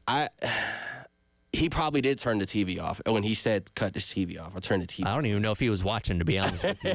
I mean, he was in Australia for a tour. So right. So he's conveniently not even anywhere not close even paying attention to it. Close to the Super Bowl when that was happening. But that's the one thing we're going to remember from this game more than the game itself, because it was just a blowout. Yeah. The halftime performance was really cool. I think seeing a rapper on this main stage not really giving a lights, camera, action type of show, but to give a story and to have Samuel L. was genius. I didn't expect him to be in it. Serena Williams caught everyone's eyes to watch her do the dance that she did at Wimbledon. Yeah. Was amazing. Yeah. But one thing I will say, I was very shocked to not see Saquon Barkley show up. But he did affect the game the way that he did. But for him to not get a touchdown or anything like that in the game. Well, the Chiefs clearly keyed in to try and take him away, which they did. They held him, neutral for the most part. But then Jalen Hurts went out there and just beat him himself for the most part. And that's why he won the MVP, and that's why the Eagles Super Bowl champion. So, I give credit to Spagnuolo for being able to, neutralize Barkley. But there's more on the Eagles offense than just him, and you saw that on Sunday. So out of Burrow, Lamar Jackson, Josh Allen, who do you have Jalen Hurts above those quarterbacks? See, that's an interesting debate because I feel like from a skill standpoint, he's not as skilled and talented as them overall. But hey, wins are wins, and he's now been to 2 Super Bowls and won one of them. So it's almost kind of like the Eli Manning thing, right? Where you say, okay, well, Aaron Rodgers is definitely the better quarterback, but Eli Manning did win 2 Super Bowls. So again, how do you kind of balance that? And I think it's to teach your own in whatever way you want to end up looking at that. But you can't deny that the Jalen Hurts Super Bowl champion, and now looking towards next year, the odds have the Eagles and Chiefs squaring off again as the 2 teams with the best odds to win Super Bowl number 60. I don't know. It's something about Lamar. It's just something about Lamar. I think he's got to get there. He has the talent. He has the talent. But we say this every year. Yes, we do. I think having Derrick Henry there for 1 year is going to help him figure out how to get him going again next year. We think. I can't say Mark Andrews because Mark Andrews is a veteran. But the defense is there. I think it's more solely on him. It's going to be added pressure. I think it's going to be even harder now because, one, you didn't win MVP. You lost to Josh Allen. And then you saw somebody else other than you, Jalen Hurts, beat Patrick Mahomes. And that was something that you have not done yet. Yeah. So it will be a lot of pressure on him and for the Ravens to get there. But I think the Ravens do have a chance. The Commanders, they're in eyeing of getting Myles Garrett. So if they can get him and tweak the O-line up, they're going to be solid in the NFC East. Of course, Super Bowl 59, we talked about this yesterday, set a ratings record. 126 million people watched, so that whole thing about Chiefs fatigue, that went out the window pretty fast there. I think it's interesting, and I went back and added up the numbers. So if you take the most viewed game of the Stanley Cup Finals, the World Series, the NBA Finals, as well as the ratings for the College Football Playoff National Championship, that only equates to 60 million people. Wow. The NFL Super Bowl doubled that. This game is bulletproof. There is nothing that's going to turn people away from this game. Through all the years where there's been controversy in the NFL, protesting, all those kind of things, nothing has turned people off from the Super Bowl. And quite frankly, I don't think anything ever will. I don't think it will either. I think it is the best of the best. It is the show of all shows, equivalent to WrestleMania. I'll just say that. But I like the Super Bowl. It just depends upon who's playing. Even though a lot of people say, we weren't going to watch the Super Bowl because of Patrick Mahomes, a lot of people still tuned in because of Kendrick Lamar and because of the shock of the Eagles. Well, I think once people saw that the Eagles were winning, they was like, okay, let's turn to it. But I think the NFL is the one sports league where it doesn't matter who's playing. Because, okay, let's look at the World Series last year. The Dodgers and the Yankees. Ratings bonanza, 2 of the biggest brands in all of sports. Of course, people are going to watch that. The year before that, Texas and Arizona, those are the lowest rated World Series ever. It does matter who's playing in those games on if people watch. But the NFL, just being the monster that it is, it does not matter what 2 teams are playing in the Super Bowl. It's going to get a ton of ratings. You're obviously going to have people that are tuned in for the game itself, people that are tuned in for the halftime show, people that are tuned in for the commercials. Like, they have something for everyone, and credit to the NFL for building this entertainment monster that, again, has no signs of slowing down. And I think it shows, like, the loyalty of fans for those prospective franchises that they are everywhere across the country, across the world. Now the NFL's trying to go international. Now they're reaching more people where their ratings are going to go up. So it's a good sight to see that the NFL is putting up a banger show year after year after year. Yeah, and again, it's not going to get any smaller or any less extravagant. And again, you got something for everyone that makes it a must-save each and every year that these other leagues are never going to be able to replicate. No. I mean, we're never going to see an NBA Finals where they're going to have a halftime performance. Like, we're not ever going to see that. I mean, I'm sure they can have a halftime performance, but it'll never be what the Super Bowl is. But if it's a highly anticipated game between 2 teams that we want to see, sure. Yeah. Yeah, I mean, sure. It'll yeah. compete, but the Lakers and the Celtics playing in the finals, that's going to move the needle for a lot of people because that's brands, but again, nothing can be the NFL. No. Never will. As we navigate the football offseason, do you ever just try and detach yourself from it until it comes back? We'll discuss that coming up next. It is the Extra Point reminder tonight. Men's basketball taking on Ole Miss. 7 o'clock tip pregame coverage starting at 6:30 right here on the game in Columbia and 100.3 the game out in Myrtle Beach. It is the Extra Point. Tyler and Jalen on your Wednesday on the game.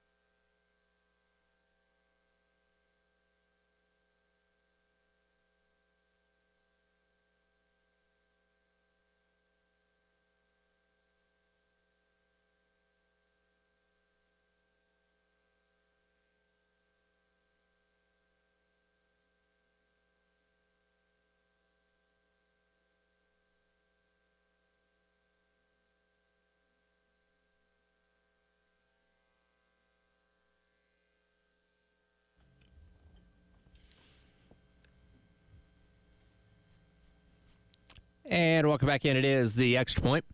It's our Ed, Jalen Tart, hanging out with you here on your Wednesday. Today, Jalen, is exactly 200 days until Gamecock football returns, taking on Virginia Tech in the kickoff game in Mercedes-Benz in Atlanta. Report note, that's on a Sunday, not a Saturday. Wow. Sunday. I think it's probably going to be like a 3:30 game.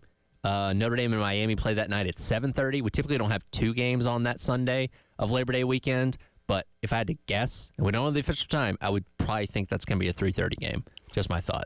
I'm looking forward to that game. I think with Virginia Tech landing the number one player out of South Carolina this year, it's going to be very, very interesting to see how he develops. I forgot his name off the top of my head. But I think Carolina playing against Shane Beamer's stomping ground team, Virginia Tech, is a good way to start off, and it's in Atlanta. The Beamer Bowl. Yes. But I'm excited. I'm excited about the season, playing almost the exact same teams that we played last season, but in it's the flipped. SEC, it is all the same team. Yeah, it's all the same. But I'm excited to see where Lenore's is going to take this team.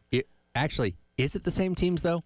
Because here's the thing. So much changes from one offseason to the next, especially now with the transfer portal. So the Alabama you saw in Tuscaloosa isn't necessarily the same Alabama you're going to see in Columbia this year. And it's a homecoming game. Yes. So that is really huge. That's bold. I personally wouldn't have done that, but feel confident enough to do it. I was shocked to see that. But if they could send a statement and beat Alabama on a homecoming, whew, that's all I'll just say. Yeah. I don't know what Columbia would do if that happens. Well, we'll certainly have to see. But again, a long off season now that the Super Bowl's in the books to, talk plenty about what's going to be happening when the 2025 season finally gets here. Do you try and detach yourself from football at all in the off season? No. Do you watch spring football? Do you watch UFL or anything like that? I do. I tend to watch highlights from last season. Okay. And of different teams, of what I would expect going into the next season, both college and NFL. And I tend to watch what's going on. Like since the off season is going on, what is being done between the teams or the franchises. I watch a lot of basketball when basketball is on. And potentially it's going to come back regardless. Yeah. We got spring football, so. We do. And look, football obviously is the most popular sport by far, and it's what we all live for. And we enjoy basketball, baseball starting up here in a couple days, and we'll get into all that and certainly enjoy that too. But football is just head and shoulders above everything else for everybody. And the NFL's talking about expanding to 18 games and the season going longer. We obviously have more college football now with the college football playoff. I'm a firm believer in less is more to some degree. And as much as I love football, I think the fact that we have such a long period of time without it, because football has the longest off season. I mean, Major League Baseball, ends in late October, early November, and pitchers and catchers have already reported for spring training. Those games get rolling here soon, and then boom, we're at opening day. Before you know it, it has a short off season. It feels like the NBA never ends. It goes all the way to the middle of summer and starts up in October. Same thing with hockey. So football has the ability to be gone for a while. And again, still have headlines, still have the draft and combine and free agency and all those kind of things. But the product of the sport itself is more limited than those other leagues are. And I feel like that's what makes us love it so much more. Yeah. Because we don't get as much of it. I think watching it, live is something that we all like to do. It brings us joy. And to not have that during the off season between now until August, September, it's kind of a hole. I mean, now you got a lot of people, wanting to watch hockey. Hockey has started back up. Baseball is coming back. Basketball is in the middle of their season right now. And I think they try to find voids. I think the UFL is interesting because you get to see players in that league break out to be the best of the best, potentially where their story might not end, where they can get a call-up from the NFL practice squad, and you can see more of that player, what you followed during that season, transition into the NFL again. So it's something worth watching. I just personally like the NFL because of the excitement, the players, and the storyline of what they bring to the table for fans to watch and to look forward to in the season. And the NFL does a really good job of pacing its off-season stuff to where, okay, season's over. Now we got free agency. Then The you have all draft. the lead up to the draft and the combine and all Yeah. that kind of stuff. And then you got camps and you got preseason stuff. So they find a way to always stay in the headlines. The NFL never goes like college football for a period of time. Like, I check the headlines every single day for the purposes of this job because, again, we talk football as much as we can. And since the national championship, not a whole lot's happened. You had some coordinators move here and there. Ryan Day got his extension the other week, but really the headlines have slowed to a crawl. The NFL in the offseason never is shy about headlines. There's always something. Where's Aaron Rodgers going to go? What's going to happen with Travis Kelce? Like, there's always going to be something to talk about with pro football specifically. So we'll see what ends up happening there. Yeah. So, but again, I think it was a fun football season overall. I enjoyed it. I did too. Again, we all picked the Chiefs last week. The result was not what we thought it was going to be, but I don't think there's anybody outside of Kansas City that's mad that the Eagles won. Yeah. I think we're all surprised at the manner in which they won because nobody saw that coming. But hey, the Chiefs got some work to do in this offseason to retool and see if they can get themselves back there next year. They'll be back. It's just going to be a lot more harder. Yeah, and look, when you have a great coach like Andy Reid, you still have Patrick Mahomes. You just need more pieces around him. So we talk about that offseason and saying, okay, what can you get in free agency? What can you pick up in the draft? Because, again, Travis Kelce may be done. Maybe play his last game for all we know. Yeah. So you can't rely on him as much anymore. I do like Xavier Worthy. I think he's coming along, but you definitely need more weapons and obviously some help You on the need more offensive help line. with Chris Jones on that defensive front because it can't just be him making the shots that he needs to be making. But yeah, they'll be back. They'll be back. Yeah, no, and is recency bias is obviously still in shock of what happened on Sunday, but the Chiefs are a winning championship organization for a reason, and they're not going to go away anytime soon. That is certainly for sure. Hour number 2 in the books to the extra point. Coming up next, it's Gamecock Central Takeover Hour presented by Firehouse Subs. We'll dive back into the baseball conversation. Let's hear what Aaron Fitt from D1 Baseball had to say about Paul Maneri's crew for year number 1 here at South Carolina. That's all coming up next here in the game.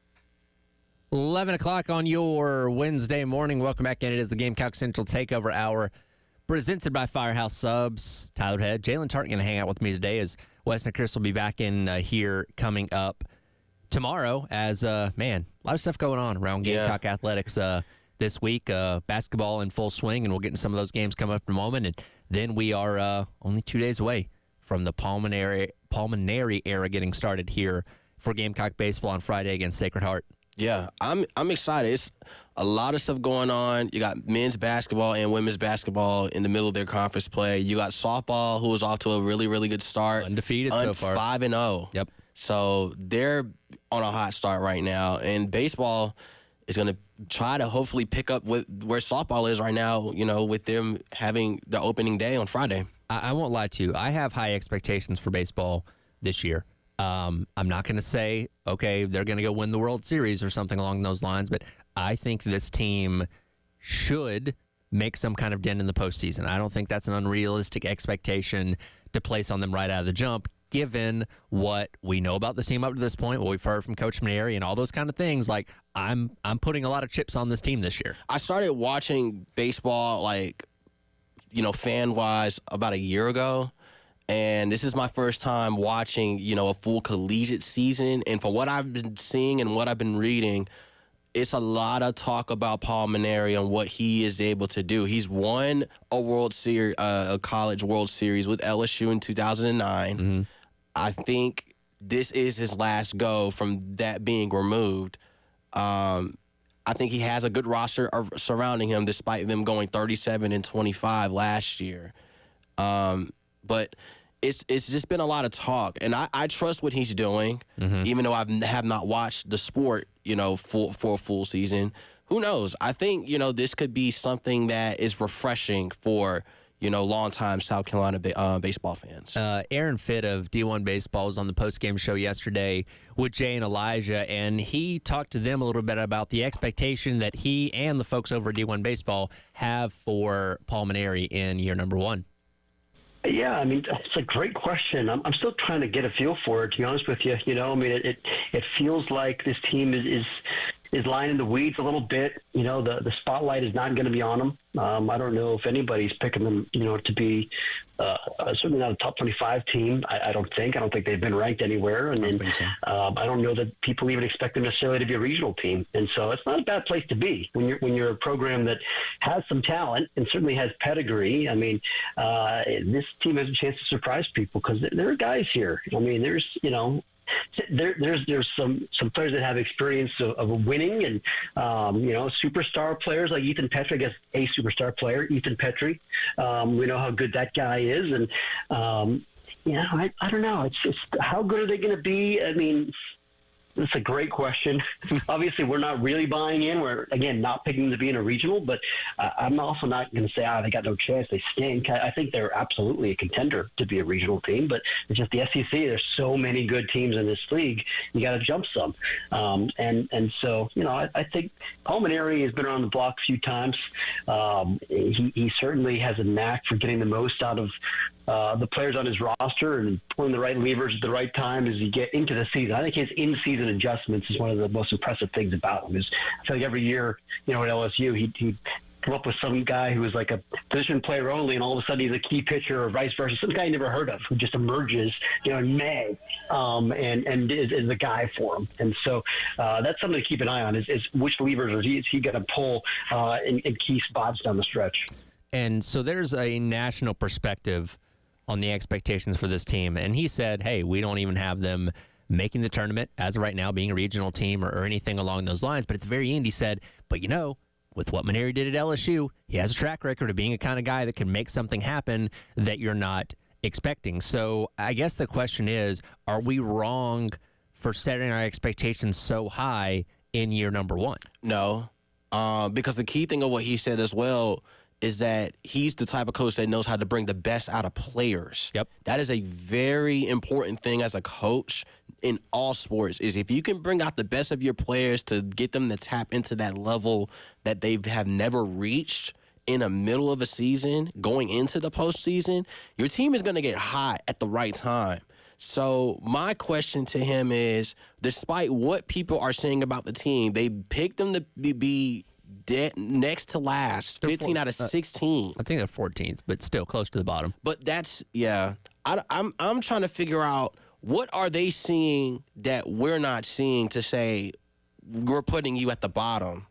I think it's a lot of the unknowns because, again, anytime you have staff turnover, there's always going to be questions. You have, and Jack and I were going through this yesterday, basically half of your starting 9 is either new to the program or new to college baseball in general. So you have a lot of, and yeah, you got the guys in the middle of your lineup like Ethan Petrie and Kennedy Jones that are reliable bats, so we're going to get on base and get your runs and all those kind of things. But it's the stuff around them you don't know how it's necessarily going to flow as of right now. You have pitchers that have been here for a couple seasons that you have a pretty good idea of what they bring, bring to the field, but there's still questions, and every team has questions. That's just the nature of any sport when you start at the beginning of the year. And for this team, they're going to go through non-conference play. We'll have Clemson mixed in there as well, but you just hope to see them handle their business against the Sacred Hearts, the Winthrops, teams like that before you get into conference play, because again, the SEC, like it is in football, like it is in basketball, is the toughest conference in college baseball, and there are no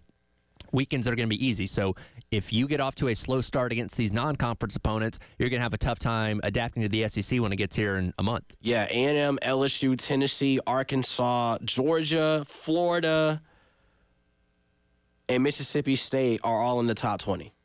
Yeah, and rightfully so. That's a lot of teams. Those are all usual contenders, and there's some people that thought, hey, maybe Texas. Maybe Carolina should have been ranked in the preseason top 25 poll, and they weren't. And if you can use that as a motivating factor, that's great. But if you go out there and win enough, you'll find your way into those rankings and maybe find your way into the postseason as well. I will say this for Coach Maneri, who again is yet to coach a game. Yeah, I think he has already more than won the fan base over. Not just because of his pedigree, because again, he brings in the resume that you want. And I know you haven't been around this program as long. When Ray Tanner was winning World Series over 12 years ago now, that was the expectation. Like, hey, we should be the team that's in the conversation for this every single year. And since Coach Tanner retired, they've not been back to Omaha. Chad Holbrook couldn't get him there. Brock Kingston couldn't get him there. And this, fan base has the expectation of being a regular visitor. Don't have to win it every single year, but at least getting there is the expectation for every single coach within a 3 to 4 year range, and none of those coaches can do that. So Maneri, having been there before, having won a World Series before, it's like, okay, and we know he's probably not going to be here for 10 years. It's a short-term thing, more likely than not. So the expectation is, okay, get in, get there quickly, and let's roll. And it's not just because of the pedigree, but the way he's already ingrained himself into this community. I talk about this a lot with Coach Kingston, which I'm not trying to pile on him. He just seemed like he didn't really fit with what the culture here in Columbia is. Mm-hmm. And you know this from living here. These people care about their teams. Yeah. They are passionate about this team, and it's ingrained in the community, and they want coaches that feel the same way. They want coaches that they feel like they can relate to, that they feel like care about being in the community. And Paul Maneri, I feel like, has done a really good job of that before ever coaching a single game here. And that's what it takes to build a program from the ground up. Look what Dawn Staley, did over the years. She was able to pour into the communities, not just locally in the Midlands, but across the state by showing up and, letting people know, like, this is going to be a different feel here. And look what we're seeing with women's basketball. Shane Beamer did the exact same thing where he did the tours across Florence, across Myrtle Beach, Greenville. Like, he did those type of things to plant seeds in those areas to get the fan base that they have now. And look how they're performing. They're doing very, very well in terms of him turning the program around. I think Maneri, like what was said in the interview, he just knows how to bring the best out of people, not just his players, but people. I think when you know how to go into a community and talk positive about your program and gives fans hope of getting to that next level, I think he has a good shot of doing it. I have not seen, or I don't really know what to really expect, but I think the sky's the limit for this South Carolina baseball team and Paul Maneri and his staff. And I'll just say this, from the interactions we've had with listeners, the interactions you see on, social media and message boards and stuff like that, there's just a positivity that's around this program as of right now, which is good to see, because I think people got lethargic to what it had been under Coach Kingston. There was a little hint of more optimism, I feel like, going into last year, because they had made it to the to the Super the year prior when they lost to Florida, who went on and played for the World Series championship and lost to LSU. So there was a little more optimism last year, but now it just feels like it's brand new, right? The optimism is super high. You have a coach that has said all the right things and has the accomplishments that you want for a head coach here at South Carolina. And, we're a little over 48 hours away from it all, coming to a head. And we'll see what rolls out there on Friday and hopefully translates for the rest of the season. So with me being new to watching them for a full season, who are some players that you would want people to watch out for? Well, you definitely need to know about Ethan Petrie. He's been the best hitter on this team the past couple seasons. He'll be in that 3-hole spot. Like I said, Kennedy Jones right behind him in the 4-hole. Those guys are kind of the middle of your lineup that are going to match there. But you have a lot of guys that have come in from the transfer portal. Henry Kazmar, shortstop, who's expected to be in that second spot, is somebody that everybody's really, really excited about. Coach Maneri talked the other day about KJ Scobie coming in as a freshman playing third base. That is really turning some heads, in what they've seen through scrimmages in the offseason and all those kind of things. And again, there's a lot of new to this team that we're going to have to learn as the early part of the season goes along. You've got pitchers you're familiar with Dylan Eskew, Matthew Becker, and Jake McCoy, who are all going to be part of the weekend rotation, at least to start the season. And that's something that we've seen the past couple of years. That weekend rotation has moved around a lot. And when you don't have consistent pitching, you're not going to win. So if Carolina can consistently have the same 3 guys starting, which means they're performing well, I think the season will translate well. And we've heard a lot of good things about, from these guys directly about, how they've been working the offseason and the pitching and how excited they are. So you hope that translates, come Friday and through the rest of the season. I think controlling your strategy on pitching and to keep momentum going on your side is going to be very crucial as, games come down the pipeline. But I think for me being new to baseball, I think having effective and accurate hitting is also going to be crucial as well in order for you to win games. So hopefully we can see some of that here in the Paul Maneri era. It's going to be fun, certainly. And again, Friday, we're going to have our Schroeder's Towing Road Show at the Village Idiot on Whaley Street from 12 until 3:45. That will lead you right into pregame coverage of game number 1 between South Carolina and the Sacred Heart Pioneers at 4 o'clock on Friday. You can also participate in the Gamecock Traditions Over-Under contest on 1075game.com.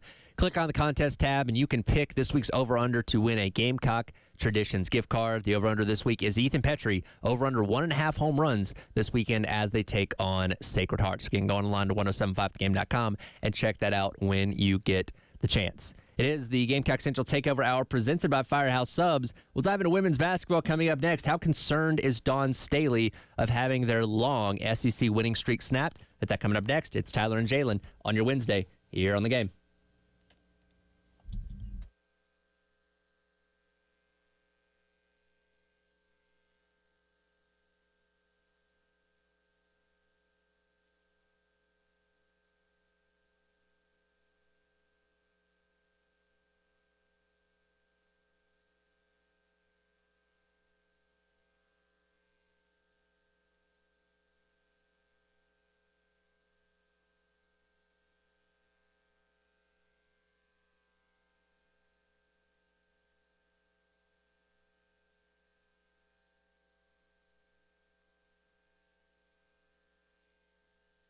All right, guys, before I give up the mic, let me tell you about our friends at Firehouse Subs. Lunchtime is upon us.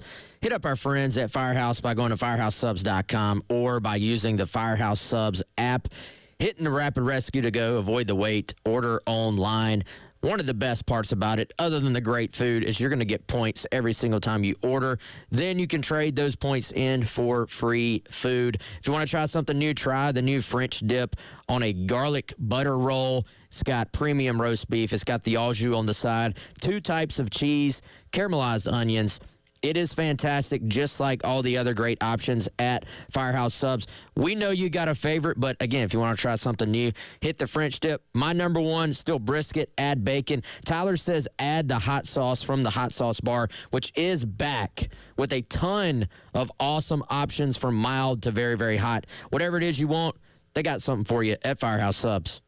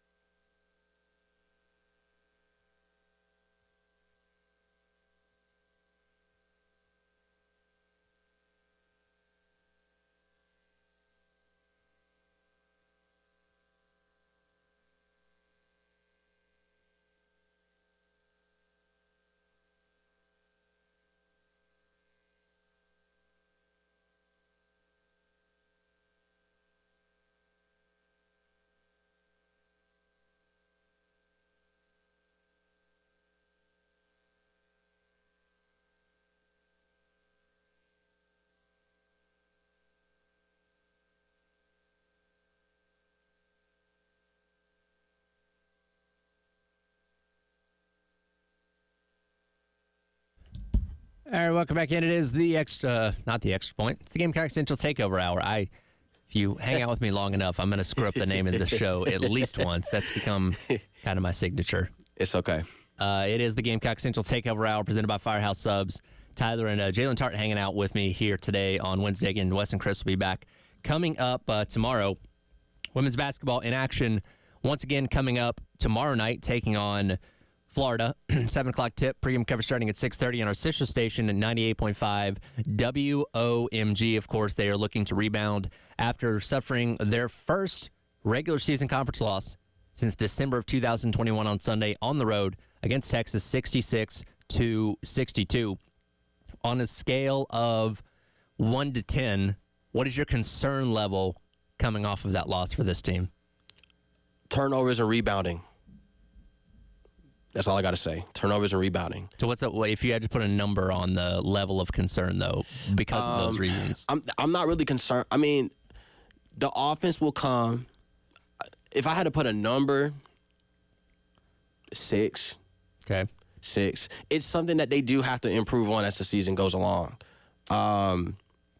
Because they're not really a good rebounding team as what we saw last year with Cardoso. They don't have the size of Cardoso anymore, so they have to figure out a way to professionally box out and grab the rebound. Rebounds are very important. They give you opportunities both defensively and offensively, and there are a lot of 50-50 balls, but if you can figure out a way to collectively rebound as a team, you're going to win basketball games. See, I'm at about a 5. Losing is never good, obviously. For this team, it didn't really change anything in terms of, they're still projected to be number 1 seed, which Texas is as well.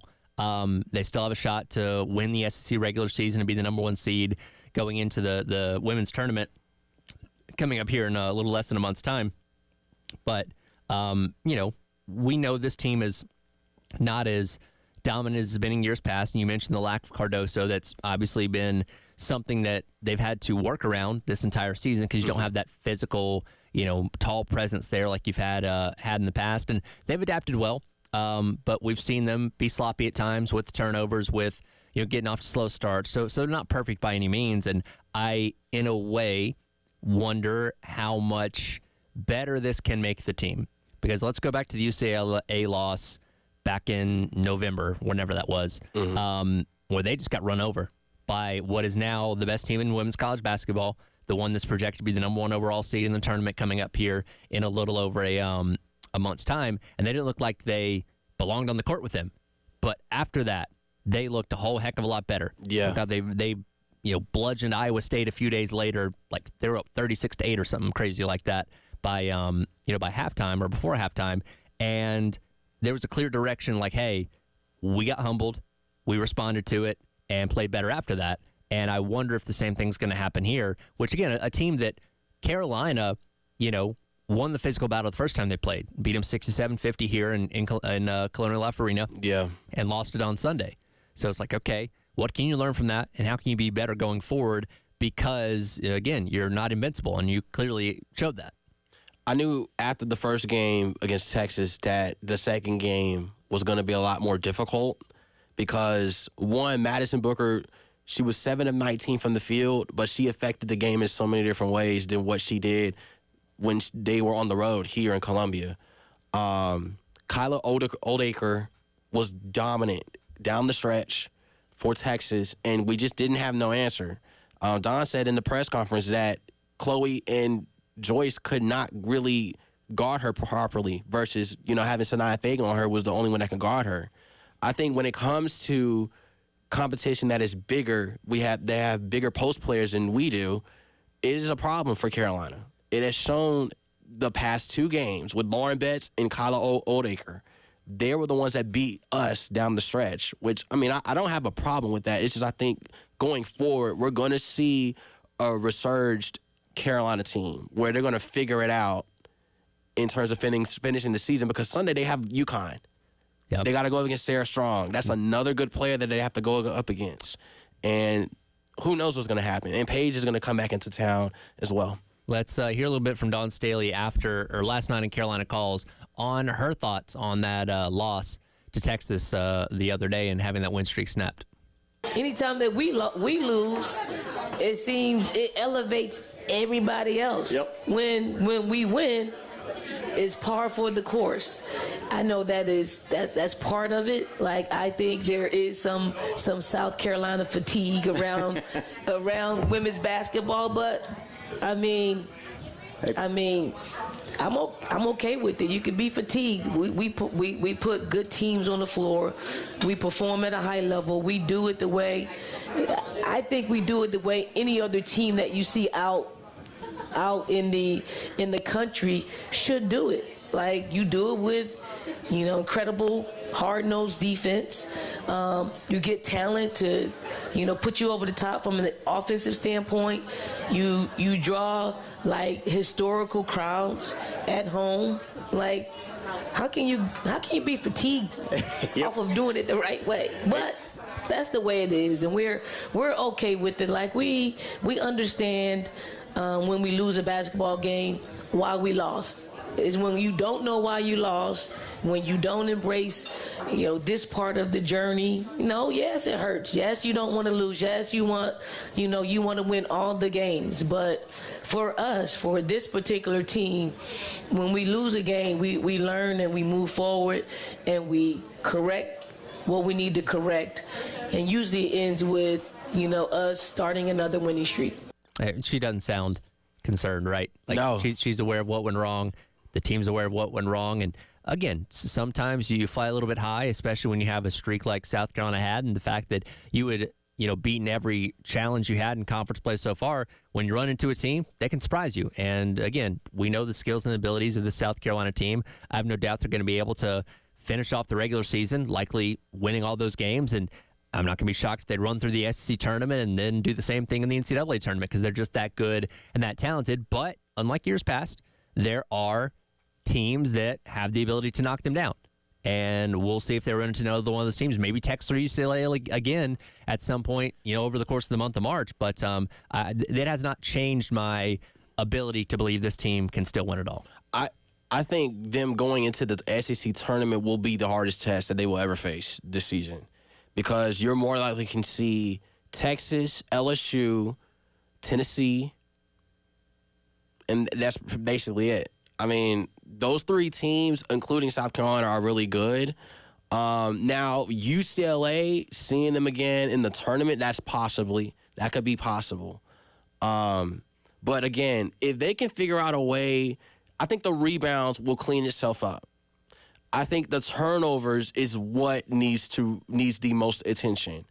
Because turning over the ball in crucial moments of the game when you need to score the basketball, that does hurt down the stretch, and it can stay with you. So more so how to fix that is to have fluidity on the offense. The ball has to be moving. Players have to be moving. But I think they'll fix it. It'll come together in the full time. Like she said, when they lose, it's a totally different team the next game. And I think we're going to see it against Florida tomorrow. By the way, for anybody that may have thought there's a little bit of fatigue with South Carolina, no. The women's game against Texas on Sunday peaked at 1.3 million viewers, which according to ESPN was the most watched women's basketball game across all platforms up to this point this season. I imagine their showdown with UConn next Sunday is going to be pretty well viewed, and we obviously know what's going to happen once you get into the tournaments a little bit later on in the calendar here. So people have not gotten sick of watching South Carolina, at least, like some may lead you to believe. I don't think they will ever stop watching South Carolina as long as John Staley is still there. You're going to get really good games when Carolina plays. Yeah, I'm just excited to see what the rest of the conference schedule is going to turn out to be and what the SEC tournament is going to hold the next few weeks. Again, women's team back in action coming up tomorrow, taking on Florida at 7 o'clock. Pregame coverage at 6:30 on our sister station, 98.5 WOMG. Men's basketball in action tonight, taking on Ole Miss here on the game in Columbia, as well as 100.3 the game in Myrtle Beach. 7 o'clock tip for a 6:30 pregame here on those stations. We'll dive into this a little bit, as well as let's hear what Jay Billis had to say about the SEC as a whole. But as we head into this break, I do have a pair of tickets to tonight's, or excuse me, let me double check on that. Correction, to Thursday's game. Thursday's women's basketball game against Florida. I have a pair of tickets right now to caller number 4 at 803-404-6100. Go see the women's team in action coming up tomorrow. It is the Gamecock Central Takeover Hour presented by Firehouse Subs. Tyler and Jalen along with you on your Wednesday here on The Game.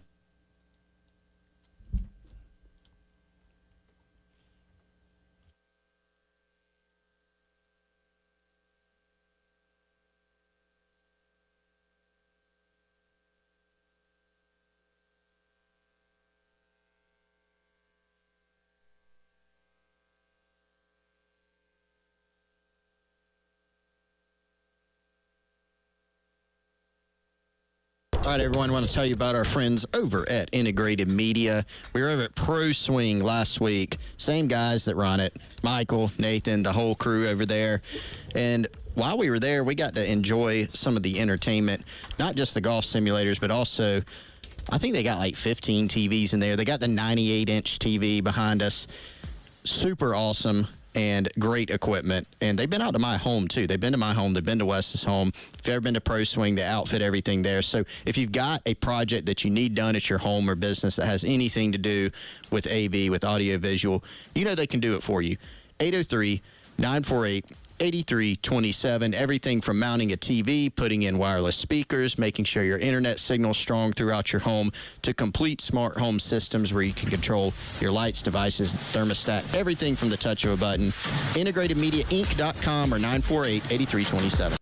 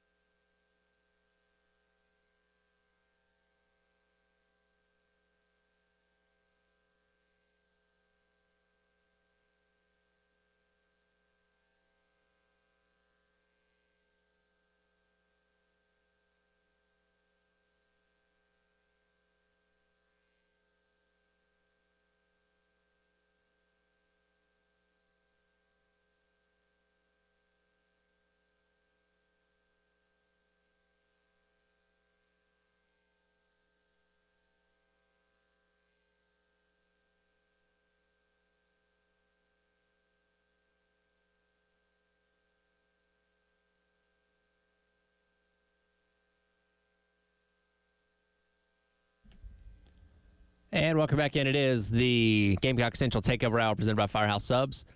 Tyler Ed, Jalen Tart along with you here on your Wednesday. Congratulations to Mike, who won the pair of tickets to tomorrow night's women's basketball game as they take on Florida and look to start a new winning streak in the SEC, and hopefully one that can eclipse what had been over 3 years with this past one, which is crazy to think about. Congrats, Mike. Hope you enjoy the game tomorrow.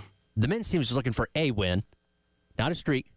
Not a series, a win. Any win at all, please, by all means, win something.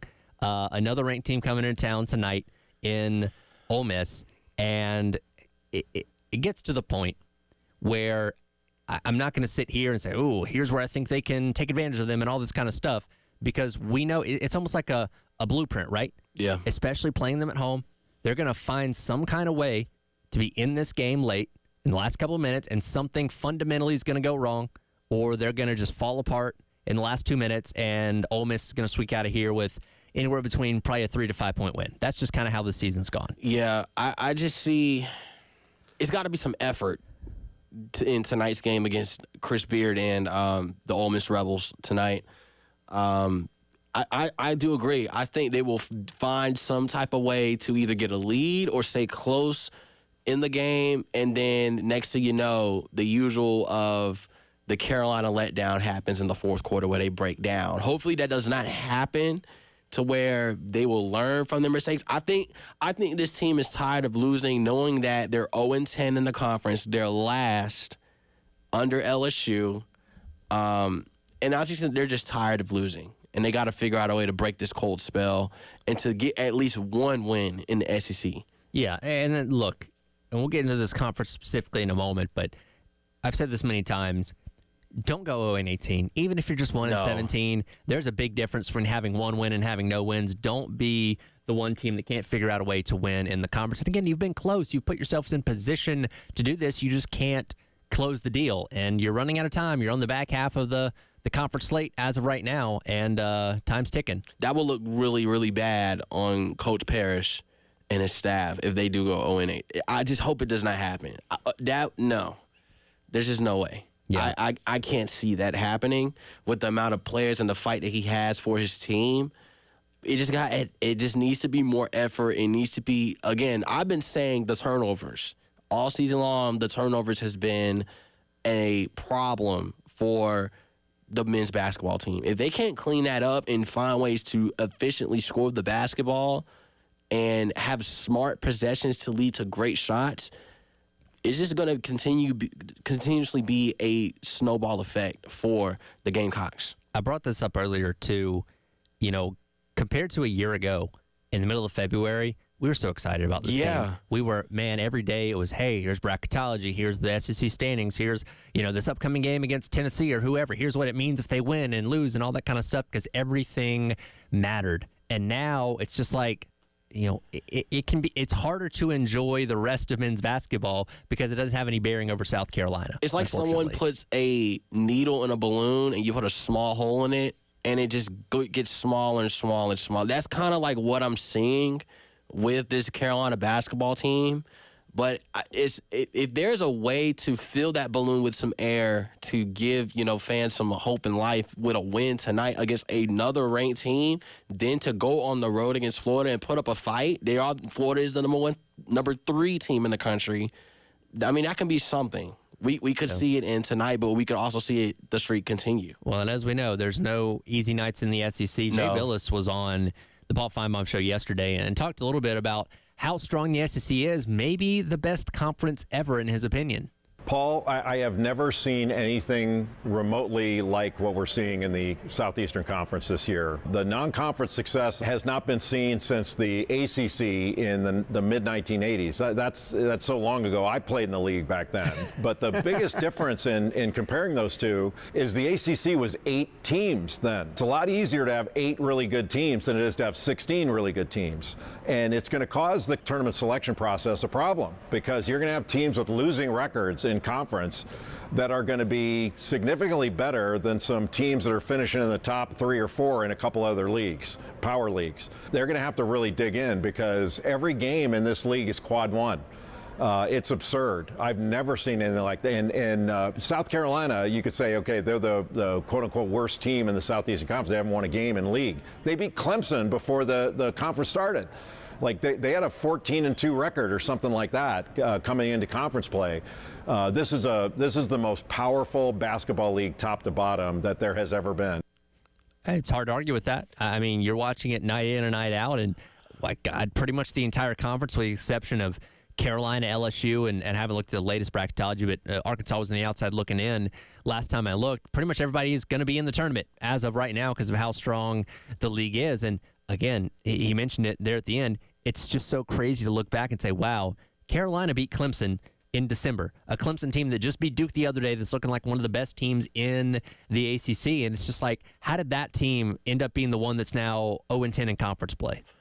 Yeah. To have 9 teams ranked and 1 through 5, Auburn, Alabama, Florida, and Tennessee in the top 5, it speaks to what Jay Billis is saying. I mean, we've never seen anything like this.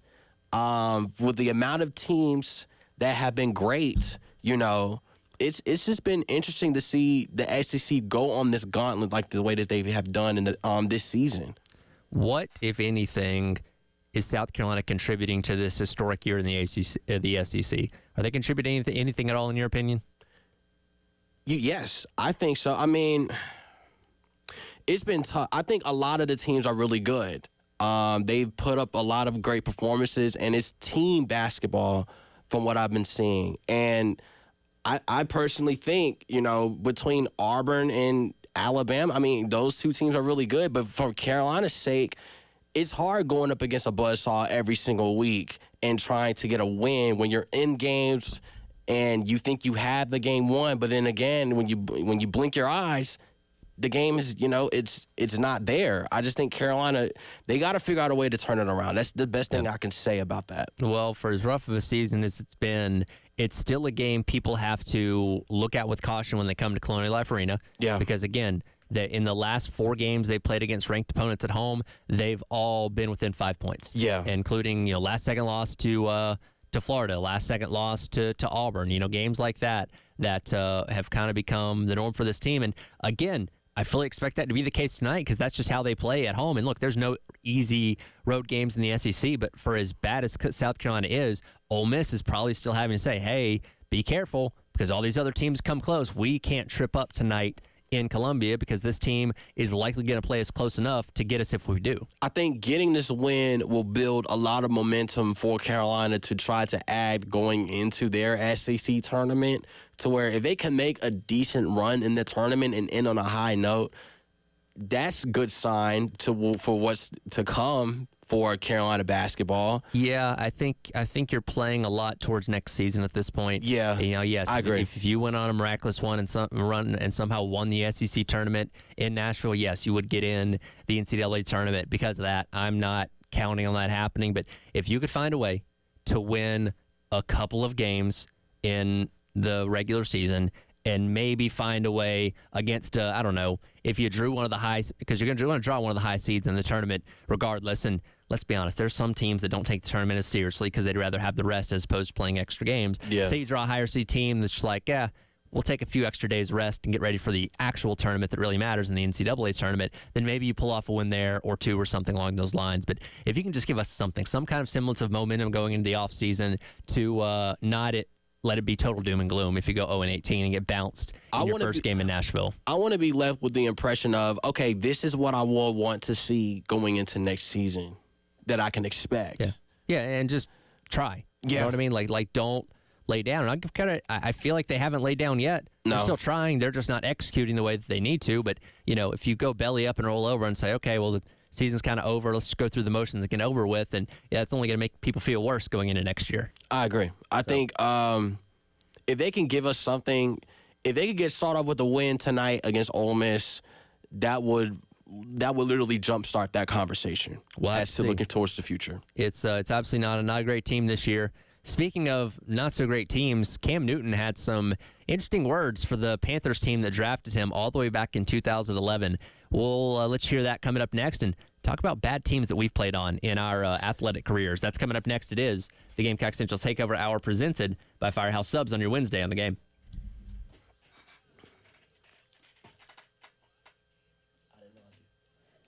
Oh, that's perfect. I can just...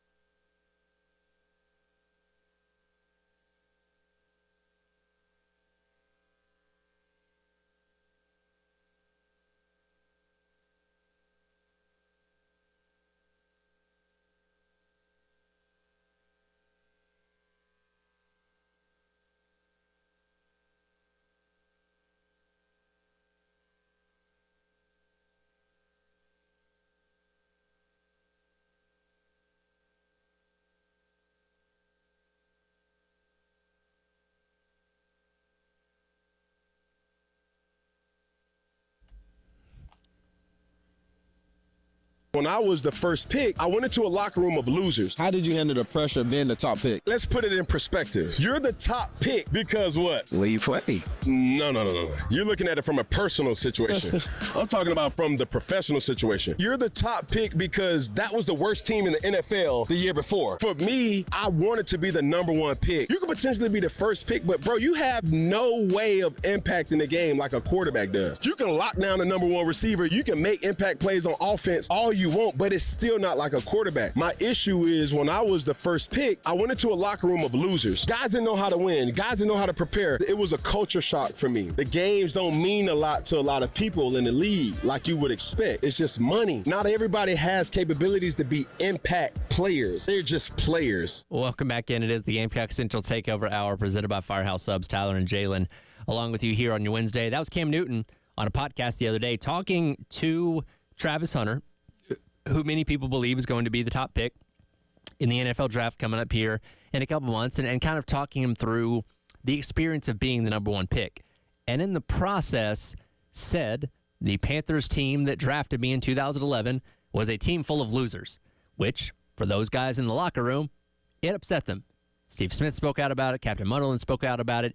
I can imagine those guys would probably feel pretty upset for their former quarterback and teammate, saying that about them for that time back there. And obviously Cam went on to have success, winning the MVP and taking them to the Super Bowl in 2015. But I wouldn't necessarily want to call my teammates losers on a public forum like that. Yeah, I think I get what he's saying, because he does have a point where he says when they drafted him, they weren't winning. Where you came from a winning franchise and won a national championship at Auburn. Yep. I get that. I just think that the team as a collective unit were losers, but they were players that were really good. Steve Smith was really good. He was in the middle of his prime when Cam Newton came. So I can understand why Steve Smith came that way. Look, my job, if I'm coming to be drafted number one, my goal is to win. I don't care how bad the team is. I'm not going to publicly say my team was full of losers or throw your team under the bus or organization that drafted you. They took the opportunity to draft you. You could have went somewhere else. Right. That's all I got to say about that. Obviously, we've all played sports growing up. What was the worst team that you ever played on? I feel like I've never played on the worst team. I felt like I was that player. I was not experienced, but I was that player that always cheered on my team. But, like, did you ever play on teams that are just, like, bad overall in terms of, like, finishing down in the standings or whatever? AAU, if we want to count that. I mean, we were friends. We liked playing basketball, and it just didn't work the best together. I don't want to say it didn't work. It was just we were in games, and we didn't win. Okay. I'll just say we were competitive. Did you guys finish last? No. Like in the league or whatever? We were like in the bottom. Okay. Like it was some tournaments where we did win. It was some tournaments that we could have won but lost, but ended up being at the bottom. Having trouble closing. Yeah. That's the problem. Yeah. I had a run because I played Little League Baseball from age 4 until, I played Little League till I was 14, and then I played high school for a couple of years.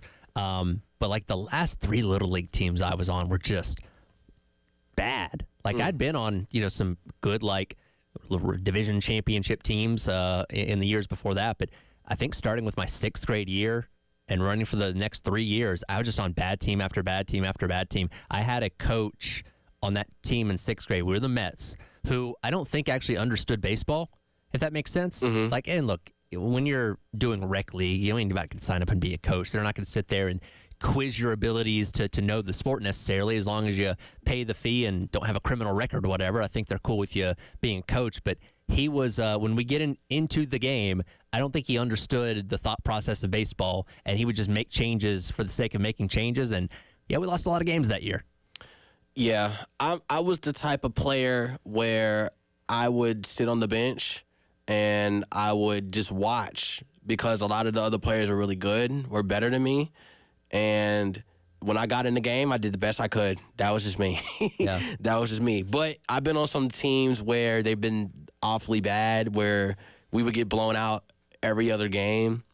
Because I stopped playing sports in middle school, so I stopped really, really early to pursue, to be on, do what I do now. But during my time, I've been on some bad teams where we didn't know what was going on. We would always be yelling and, crying and stuff like that. And for those that know the NYBL days, yes, those are some days.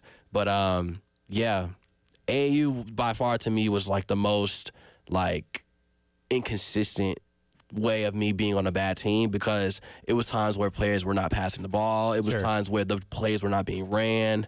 So yeah, I had some moments. I imagine there's a lot of selfishness in AAU basketball. I can see that. Everyone wants to be the star. Oh, sure. They want to be the star of the team, but it's not supposed to. You're not supposed to be the star of the team. You're supposed to win. You're supposed to play a team sport as a team, as a one unit. I think I didn't know anything about that. I mean, it was a lot of my friends wanted to be the star player and score 20 points, 10 rebounds. I got to try to dunk the ball in the game. I mean, no, you're not supposed to be. You're supposed to win. We're supposed to win championships, not be at the bottom and lose and go home after the first round. So the funny thing about the coach that I had on the Mets, a year later, he actually got suspended for life from our rec department from an incident. And I never got the full story on this. An incident occurred during a game he was coaching where he showed out a little too much and was subsequently banned from our rec department and the one in the county next to us. So the next season, did y'all end up going far with the new coach? See, the next 3 years, I just played on bad teams after bad teams. It was different teams every time. So when did it change? It really never did. I stopped. That was the end of my rec league career. I started playing high school baseball after that, and the Tuba high school teams I played on were okay. We weren't great, but for some reason, I just ran into year after year playing on bad rec league team after bad rec league team. That we had some good players, but there were some that drug us down, and I think coaches that didn't know what they were doing either. That probably didn't help. Yeah, I like winning. I like being on a winning team. Not really being on a winning team, but if we need to know how to win, yes, I'm cool with that as well. But to be on a team where you're not winning at all is just not fun. But to call them losers is just a different level. I guess losing teaches you life lessons too. There's some kind of benefit from that. Well, Jalen, appreciate you hanging out a little bit longer today. And thank you, man. We'll talk to you coming up next week. Awesome. Thank you. That'll do it for the Gamecock Central Takeover Hour presented by Firehouse Subs. Halftime show, myself, Terry Ford, up next on your Wednesday here on The Game.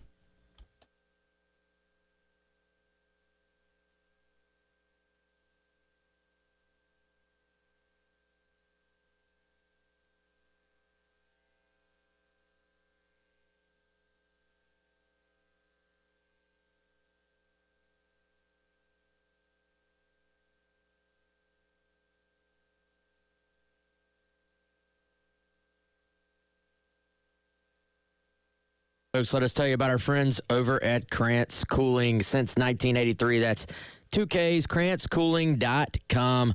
You rely on your home's air conditioning and heating systems to keep your temperatures throughout your house comfortable year-round. To keep those systems in working order, you want a professional, reliable, full-service contractor.